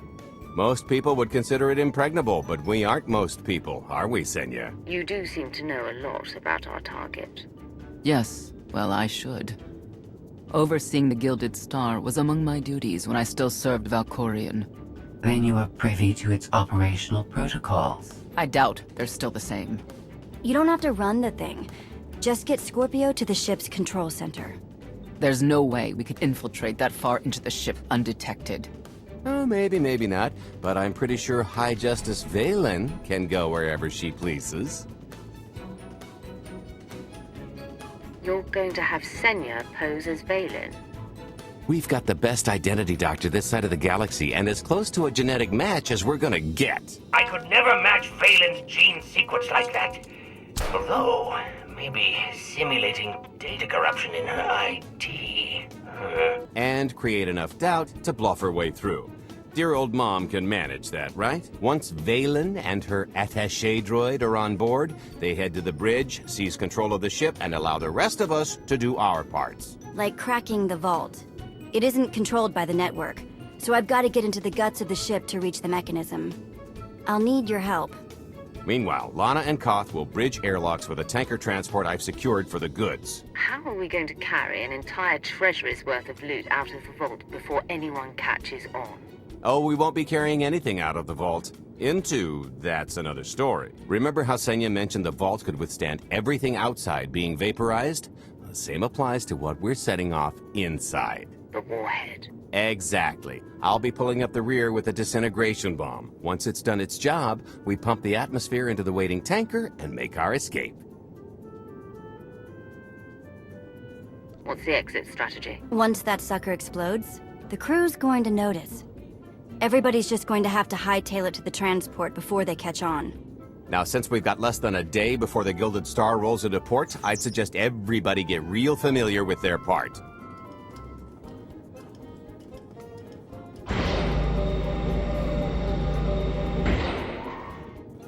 Sorry about the prank earlier. If I'd known you were here, or, you know, alive, I'd have held off. But I finally got him. How long have you been trying, Bet? We haven't worked together a ton, so maybe a dozen. He's a sly one. Still hard to believe you're really here. It's been, what, 5 years since we went after your old boss? Did you get conked on the head real good? Amnesia, maybe? Locked in a block of carbonite with nothing but my dreams to pass the time. That's, pretty bad. But better than dead, right? Were the dreams good, at least? Lots of cowering masses and Imperials marching? That's my best guess. I watched you all die and Drommenkarth burn as the Emperor's laughter echoed all around. I know Sith probably measure on a different scale, but I'd call that more of a nightmare. It's just a nightmare, though. I'm still here. The rest too, far as I know. So don't sweat it. Not that there weren't rough patches. If you thought the Sith were treacherous before, you should have seen it after you and Mar disappeared. I didn't have much reason to stick around once you were gone. So I left them to their infighting before the Eternal Empire rolled in. I hope you don't mind. You found safety. That's what's most important. There were some bumps along the way, but throwing in with Captain Shifty was one of my better moves. Don't tell him I said so. I should start warming up for this gig. We'll catch up again soon. I hope so. My one true love. Sorry, Lana. You've been replaced.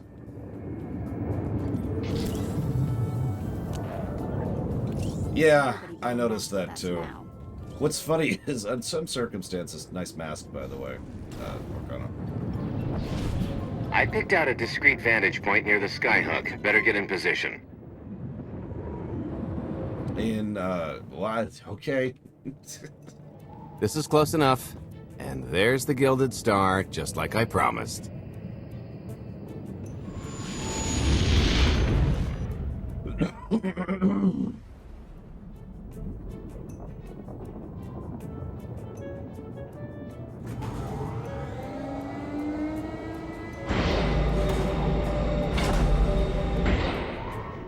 I was expecting shinier.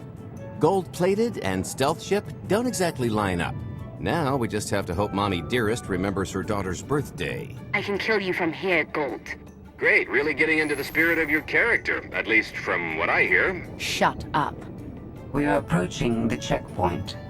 No further communications are warranted until the bridge is under our control. Roger. Break a leg, ladies. It's in their hands now. All we've got to do is wait. So, how did you manage to fleece Lana at cards, anyway? You've got a pretty good handle on all that Force nonsense. What would you do if you were at the sabacc table? Read my opponent. Try to pick up their thoughts and emotions. Exactly. I could tell Lana was trying to peek inside my head, so I just made sure she got an eyeful. The angry glares she flashed were easier to read than anything I was doing. As for the rest, well, trade secrets, you know. I actually like that. Using the fact that your enemy can read your mind against them.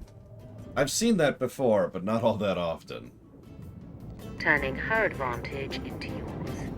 Clever. When you make your living in the galaxy's cesspits, it never hurts to be able to sink lower than the competition. I am now in complete control of the Gilded Star's network. I will isolate the vessel's sentinels to the best of this system's ability. Showtime!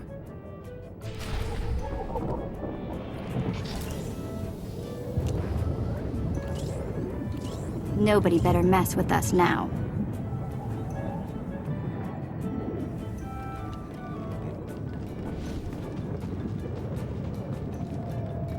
There are magical resources, plural. Depends on what you want them to do. We've got stuff that stores magical energy. All personnel, prepare for testing of emergency lockdowns. Oh, by the way, did you notice I also have the lightning stations on my my white lightsaber? I think it actually suits this one better than the violet one.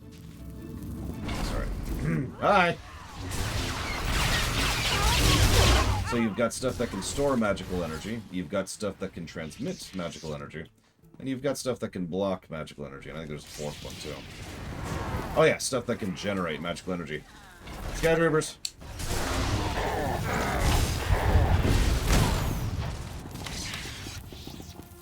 I got this tuning the last time I streamed the game Gigapudding, which was years ago.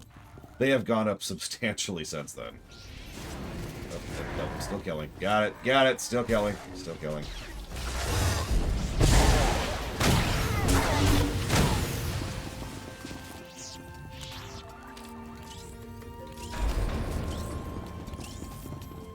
It's a shame, I really love the idea of tunings. I wish they weren't so damned expensive. Most of them are cool. But I believe there's some you can get here, right? Yeah. So, like, this one, I think. So, yeah, this is what the incinerator tuning looks like. Looks better with a red saber. We've got the gravity anomaly. Do you see the swirling right there? Geonos and egg. I don't know what the hell. Oh, that's gross. That's gross. Okay, next. The matrix tuning. I don't actually know what that one is. What do we got here? Get a strap. Lightning. That's what I actually have. Turn your lightsaber into a hologram. Turn your lightsaber into the dark side of the Force. You're good to go. And finally that thing. I feel like some of them were designed more for blasters than sabers. Just in a... It's like WoW, right? Some of the armor is clearly built for certain the vault is open. Races more than others. Sure no reinforcements will arrive. You will have to dispatch enemy personnel along the way. The biggest complaint I have heard repeatedly, Terra, about Terra Invicta, you know what I mean, is the interface, which apparently is extraordinarily cumbersome. Thoughts? Probably Giga.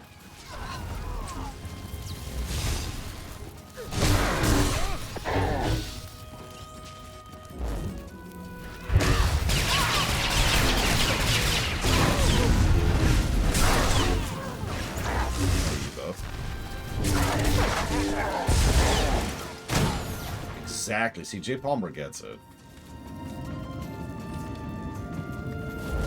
Yeah, Pandorans are the perfect example. Do you know how many hours I spent coming up with a suit for my Pandoran? I'm happy with it. But there's a reason it literally is just a hodgepodge of different pieces across 3 expansions. Oh, here.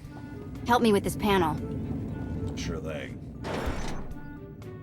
Aw, come on. I wanted to use the Force. Right, Okay, I'm a I smuggler. will be able to reach the vault mechanism along this route. Keep clearing a path for Galt, and I'll see you soon. I really, really hope they check for Minox. Are you sure those schematics were scaled in meters? I can hardly move. My last partner didn't complain nearly this much. Your last partner was crushed to death. And never once complained about it.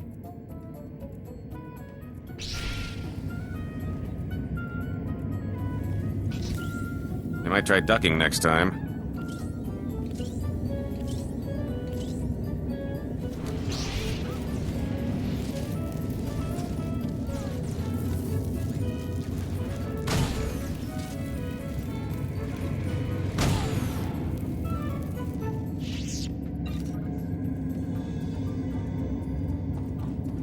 Well, there are Force ghosts. Giga. Score. Oof, that's heavy. What's heavy? Are you in the vault? Oh no, it's nothing. Nothing. Almost there.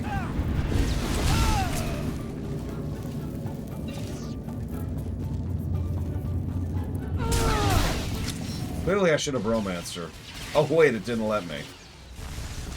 There's an interesting question. Who would I prefer, Lana or Vet?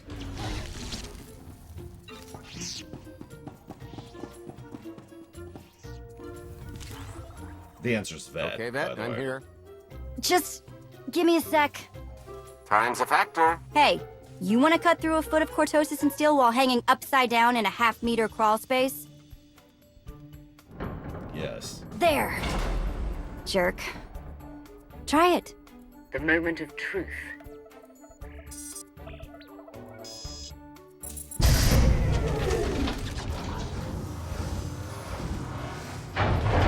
Morrigan, Gunga. Easy answer.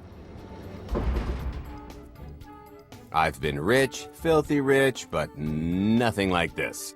Counting the zeros on a balance sheet can't even compare. There's just something magical about the real thing. I couldn't begin to put a number to all this. At a certain point, you just stop counting. It won't look nearly as impressive in a second, but it'll spend all the same.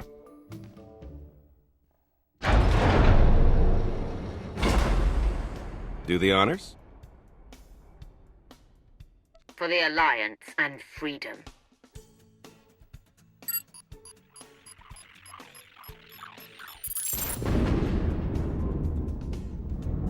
Payload's delivered. It's time for the pay dirt.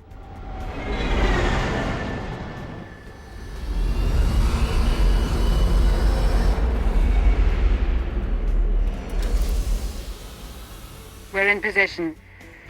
Extending umbilical. Seal is tight. All green. Airlock disengaged. Awaiting order for depressurization. Door is open. Commencing depressurization. Tank is filling. So far, so good. Interesting way of robbing a lot of gold, isn't it? Approximately 10 minutes, 17 seconds to siphon a space of that volume. Plenty of time to make our exit. Great. Let's blow this joint. Did you bring that with you? This little thing? Nah. I passed the armory and it was just laying around, so I figured nobody'd miss it. It is unlikely the detonation went unnoticed. After we vacate the bridge, I will no longer be able to maintain a complete lockdown. See? Perfectly justified acquisition. Come on. I want to try this thing out. Just scramble the systems as best you can and leg it to the tanker. We'll see you there. You'll feel that later.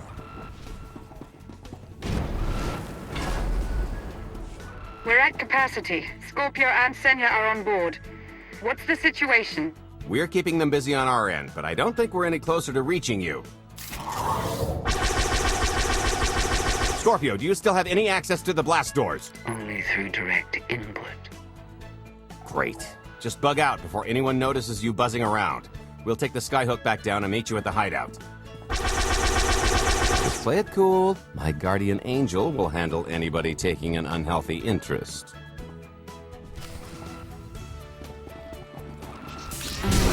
Smooth. Wide stance, lean in, and... Whoa! Amazing! Oh, okay, that's bad. We've got to get around. This way. Why have I never tried one of these before? You know, that's a good question, Bed. There's this one Twi'lek I saw back on the Republic side. She used to do I stuff think like there's one more route we can try.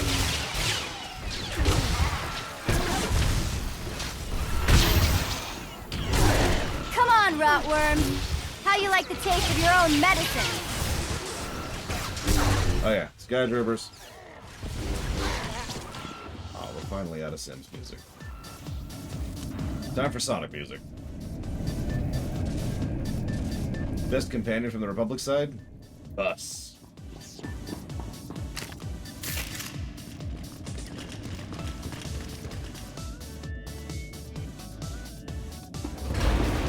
Oh, boy. The lift's not coming, is it? Oh, no, it's coming. It's just not empty. Valen, I can sense her presence. Time for Plan B. What's Plan B? Run and hope for a Plan C. What about the escape pods or calling back the tanker to pick us up? Too slow, not to mention it's our only bargaining chip if we get caught, and I'd rather wind up caught than take your other suggestion. We'd never be seen again down in that murk. The skyhook's still the best option. There's just the matter of getting on. We have to go around. There is no around. There is out there.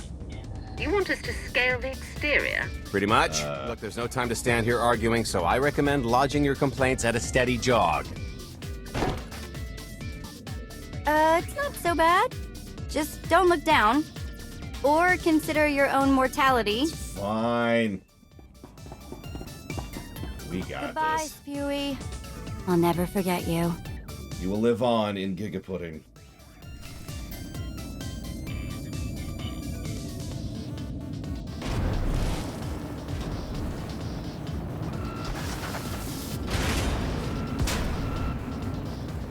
I can't believe that worked. I can't believe that worked. Ah! Damn it. Didn't even aggro. Didn't even aggro.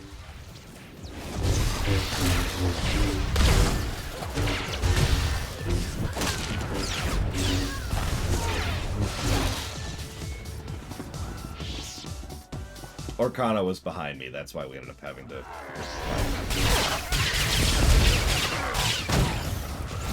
I'm still taking credit for the fact that I avoided that encounter.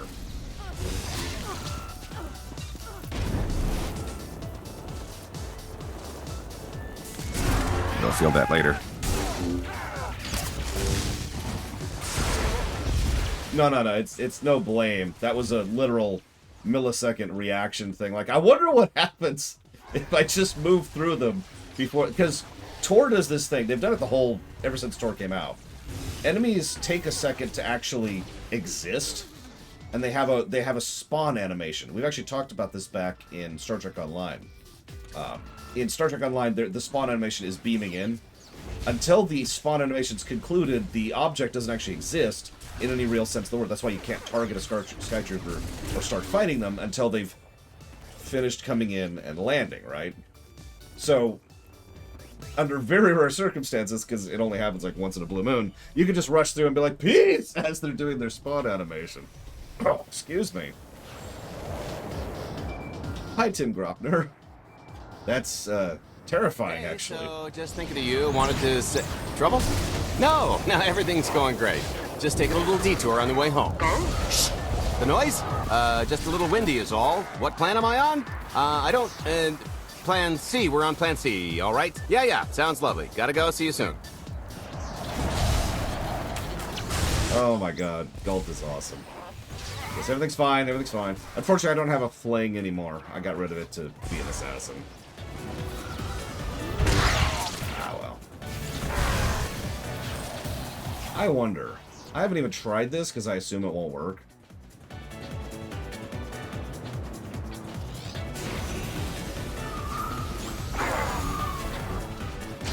That worked.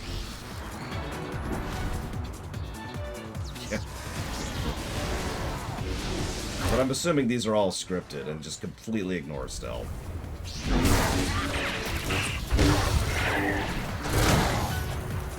You might try ducking next time. Good news is we can reach the skyhook from here. And the bad. If you've got a fear of heights, there will be plenty of time to get over it on the way down.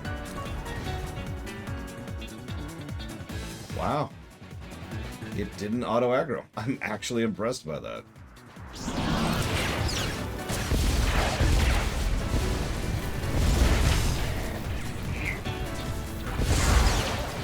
No. You can stay at Orcano. I'm 90% certain stealth isn't feasible. That's why I haven't been trying it.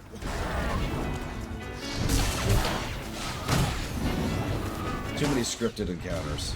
Like we were having earlier in the vision space, or in the we need to respec space. Enemies just aggroing us, not because we actually got close to them or whatever, but solely because of the fact that we hit a script trigger.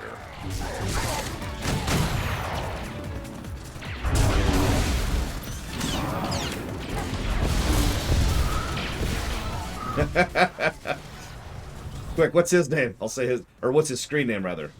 I'll say his screen name.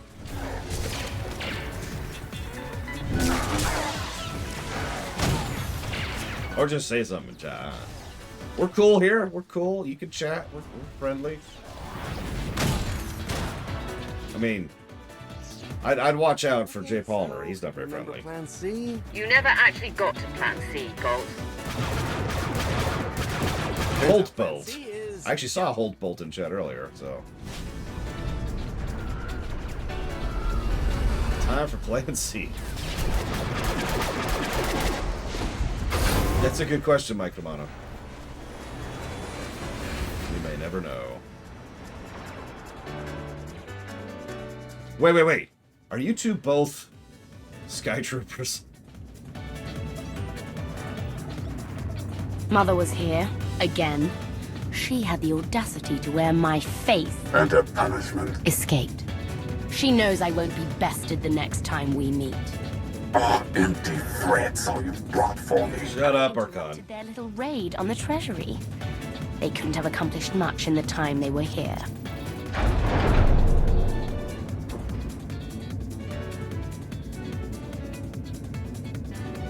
I had a mouthful of tea. That took effort to not spit that everywhere. And this is why I left the Sonic music on, by the way. It seems to fit the tone. Perfect timing. I'm not the one who has a problem showing up when I'm supposed to. Jeez, how long are you planning to hold that over me? The rest of your life, naturally. Thanks for keeping my worst half out of too much trouble.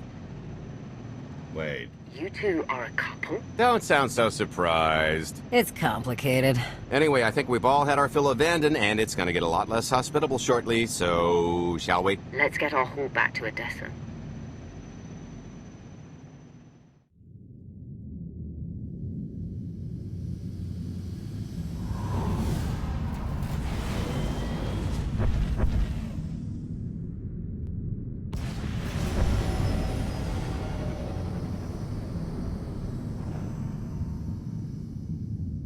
Can you romance Galt? Actually, sure there.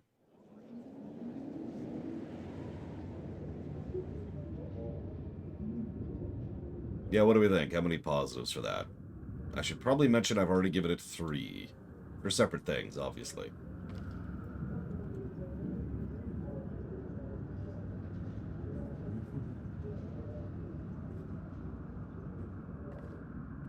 Oh, that's right. You can romance Boring. I mean, Torian. Borean.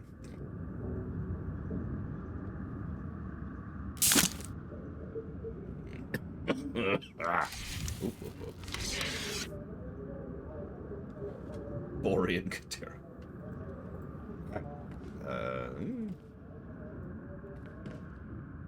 Where's Galt?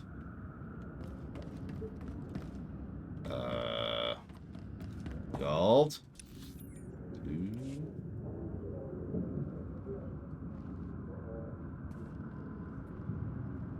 Yeah, there's no way. There's no way they'd accomplish so much in so little time. Mother!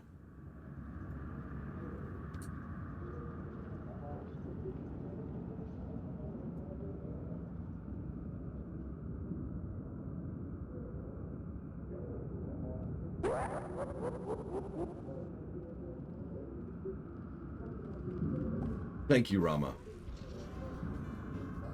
As always. I will jot that down for Dead Island, because anything like that always includes DLC. So that's just going towards Dead Island again. Oop. And thank you, who was that? Slime Time. Thank you, Slime Time.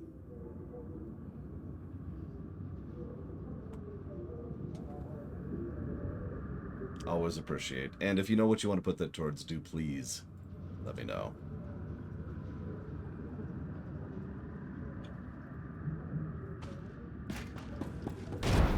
Yeah, you like that? We had a chapter that's pretty much Force characters only.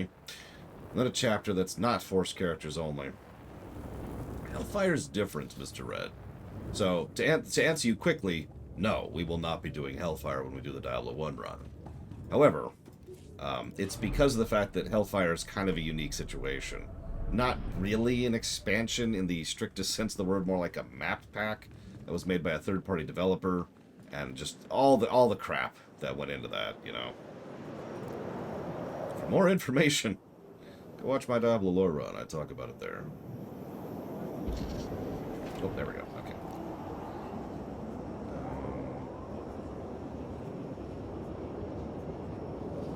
I didn't know you could change the loot drop to a specific spec.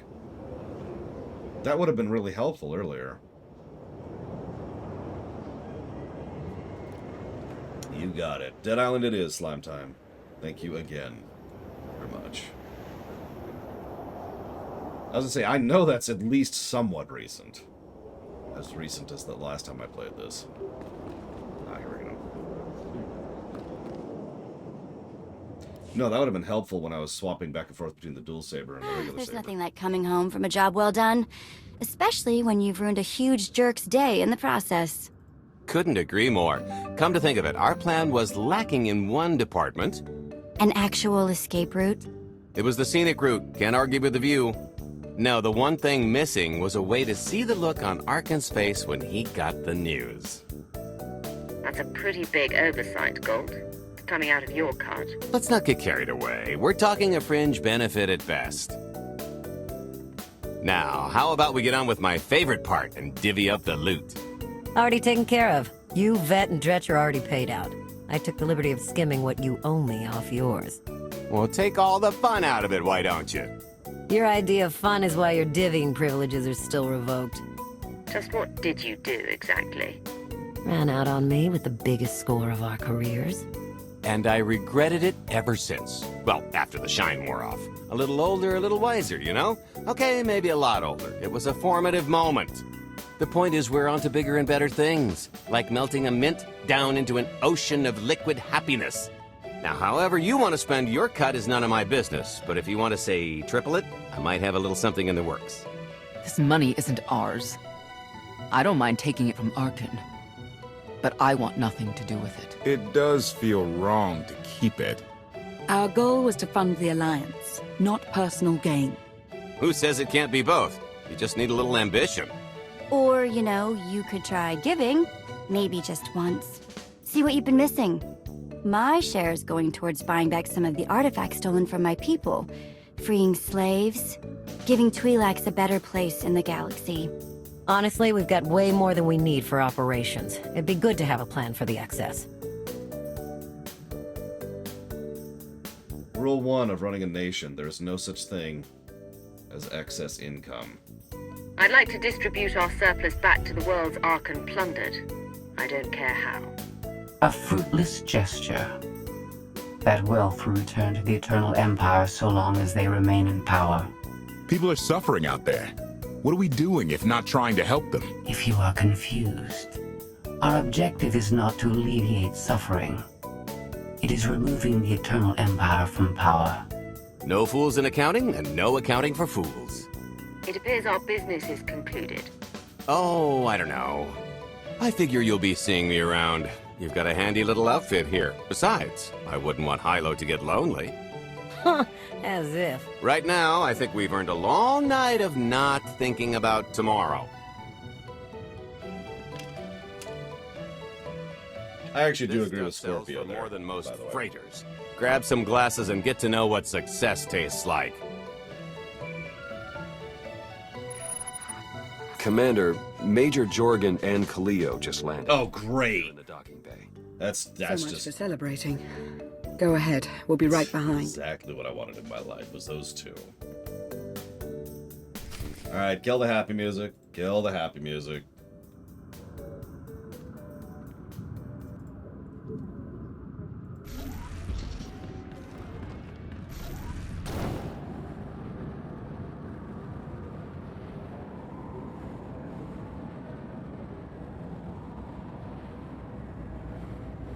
Admiral Ago's doing the best he can with our limited resources.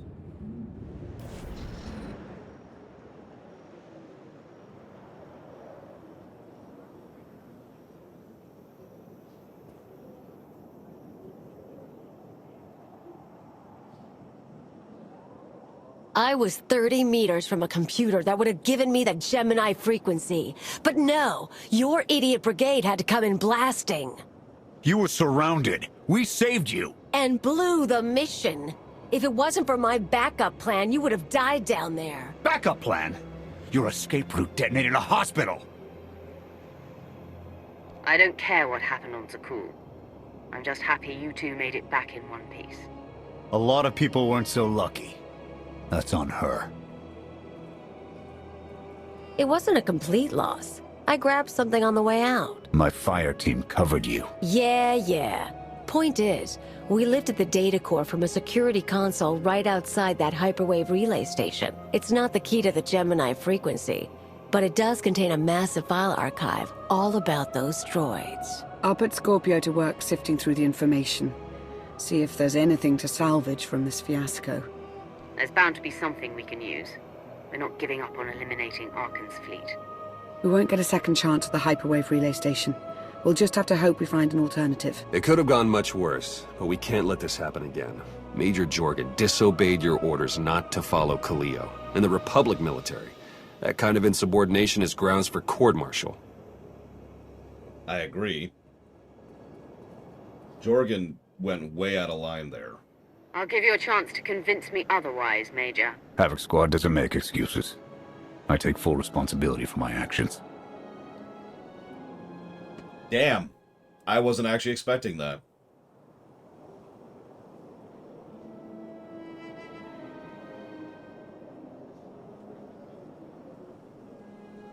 Yeah, no, I'm actually impressed with him. What I don't like is my options, because my options are no punishment at all, which I don't agree with, or permanent exile, which I really don't agree with. By virtue of not being a moron, I'm going to go with no punishment is necessary, because those are my only options here.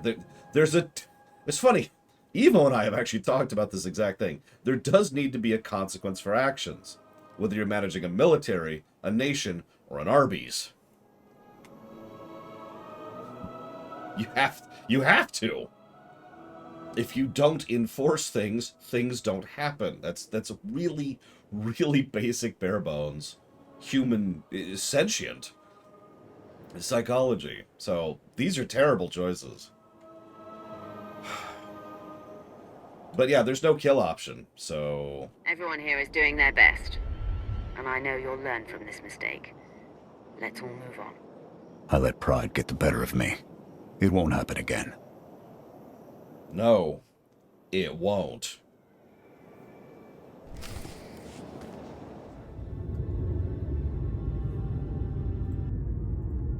I'll start with her fingertips and work my way up. Take one knuckle at a time, then her hands. Do you remember, Mother? Not what she is now. We were children. I remember her telling Father I was dangerous. How I had to be controlled.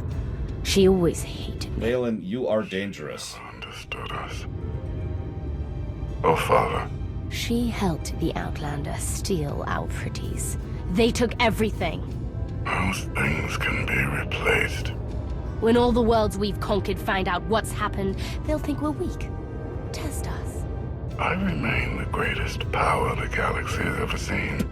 My enemies know what I'll do to them if they cross me. Fear is always free. I will be generous with it. Ladies and gentlemen, Arkan is the greatest threat the galaxy has ever seen. I know, right, Kiara White Noise? It's so sad when Vitiate is so much of a more compelling villain than these two clowns. Whoops, wrong song. Wrong song.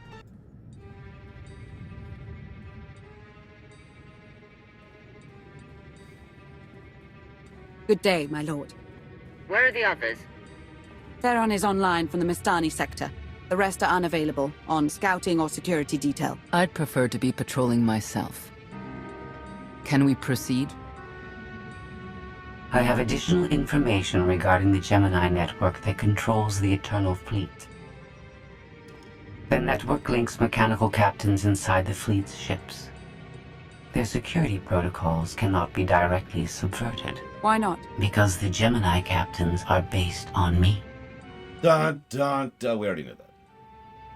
You said Zakul took something from you. This is what you meant. This is what you've been looking for.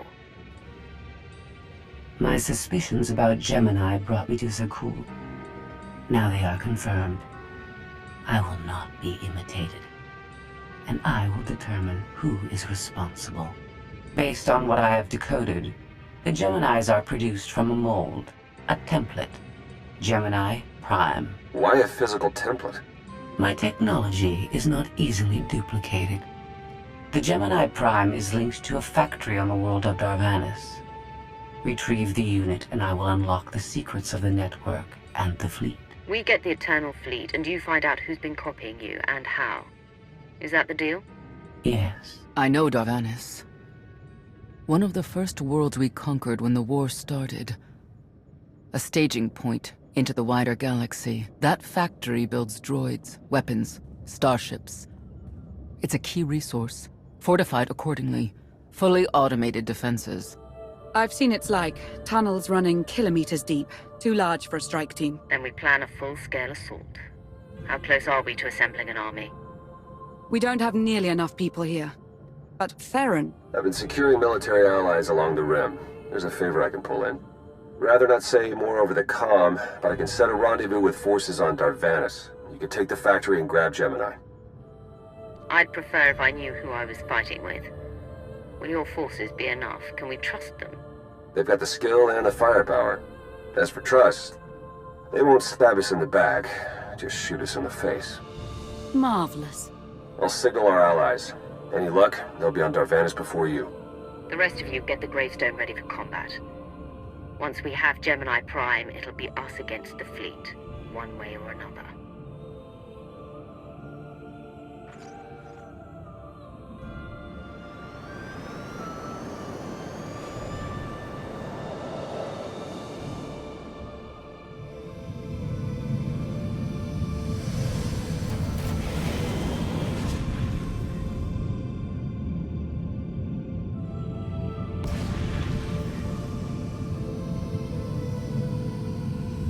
I mean, I'm not a big fan of clones of myself, so I wouldn't be in favor of that, admittedly.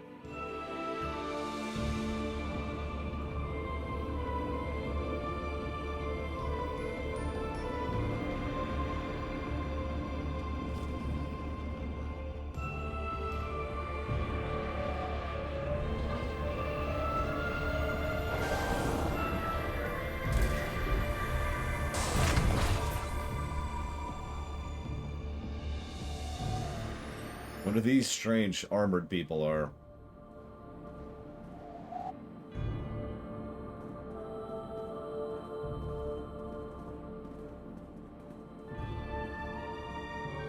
Well, you're on the wrong planet.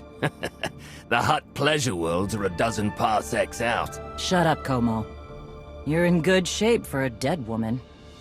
Shay Vizsla. I wasn't expecting Mandalorians. We're what you got. Heard you need a factory pulverized. A dozen clans stand with Mandalore the Avenger. We're ready for blood, even if our enemies are built of metal and grease. Mandalore the Avenger? Rough few years. Eternal fleets kept us under siege on the Heart Worlds. I picked up the title along the way. When your spy boy offered a chance to hit back, I agreed. Been on defense too long. If you're pulling the clans from their homes, you're looking for more than vengeance. What's your plan? You need us, we need you. Good for everyone. Long term. Plus, if we take Darvanis, we get the spoils. How have you deployed your troops around the factory? Rotating assault teams of 200 commandos each.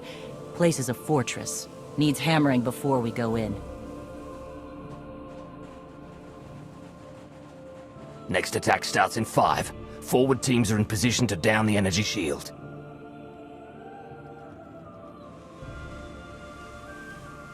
You want to be useful? Capture the perimeter guns and retarget the factory. Torian! Mandalore. Torian's chief of Clan Ghidorah, and the best scout we've got. He'll show you the way. Hi, Borean. Guns are in Sector 9. Plenty of Sky Troopers. Keep up. I'll try to protect you. Take me to the guns. We have a factory to conquer. Retursia me, Mandalore. Stay alive. Both of you. Yeah, I guess.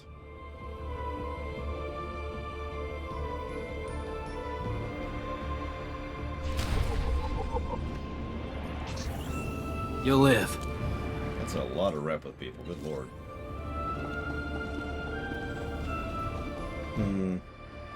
Well, I'm not sure when the next pause point will be. So let's go ahead and pause for lunch here. And we will be back in about an hour.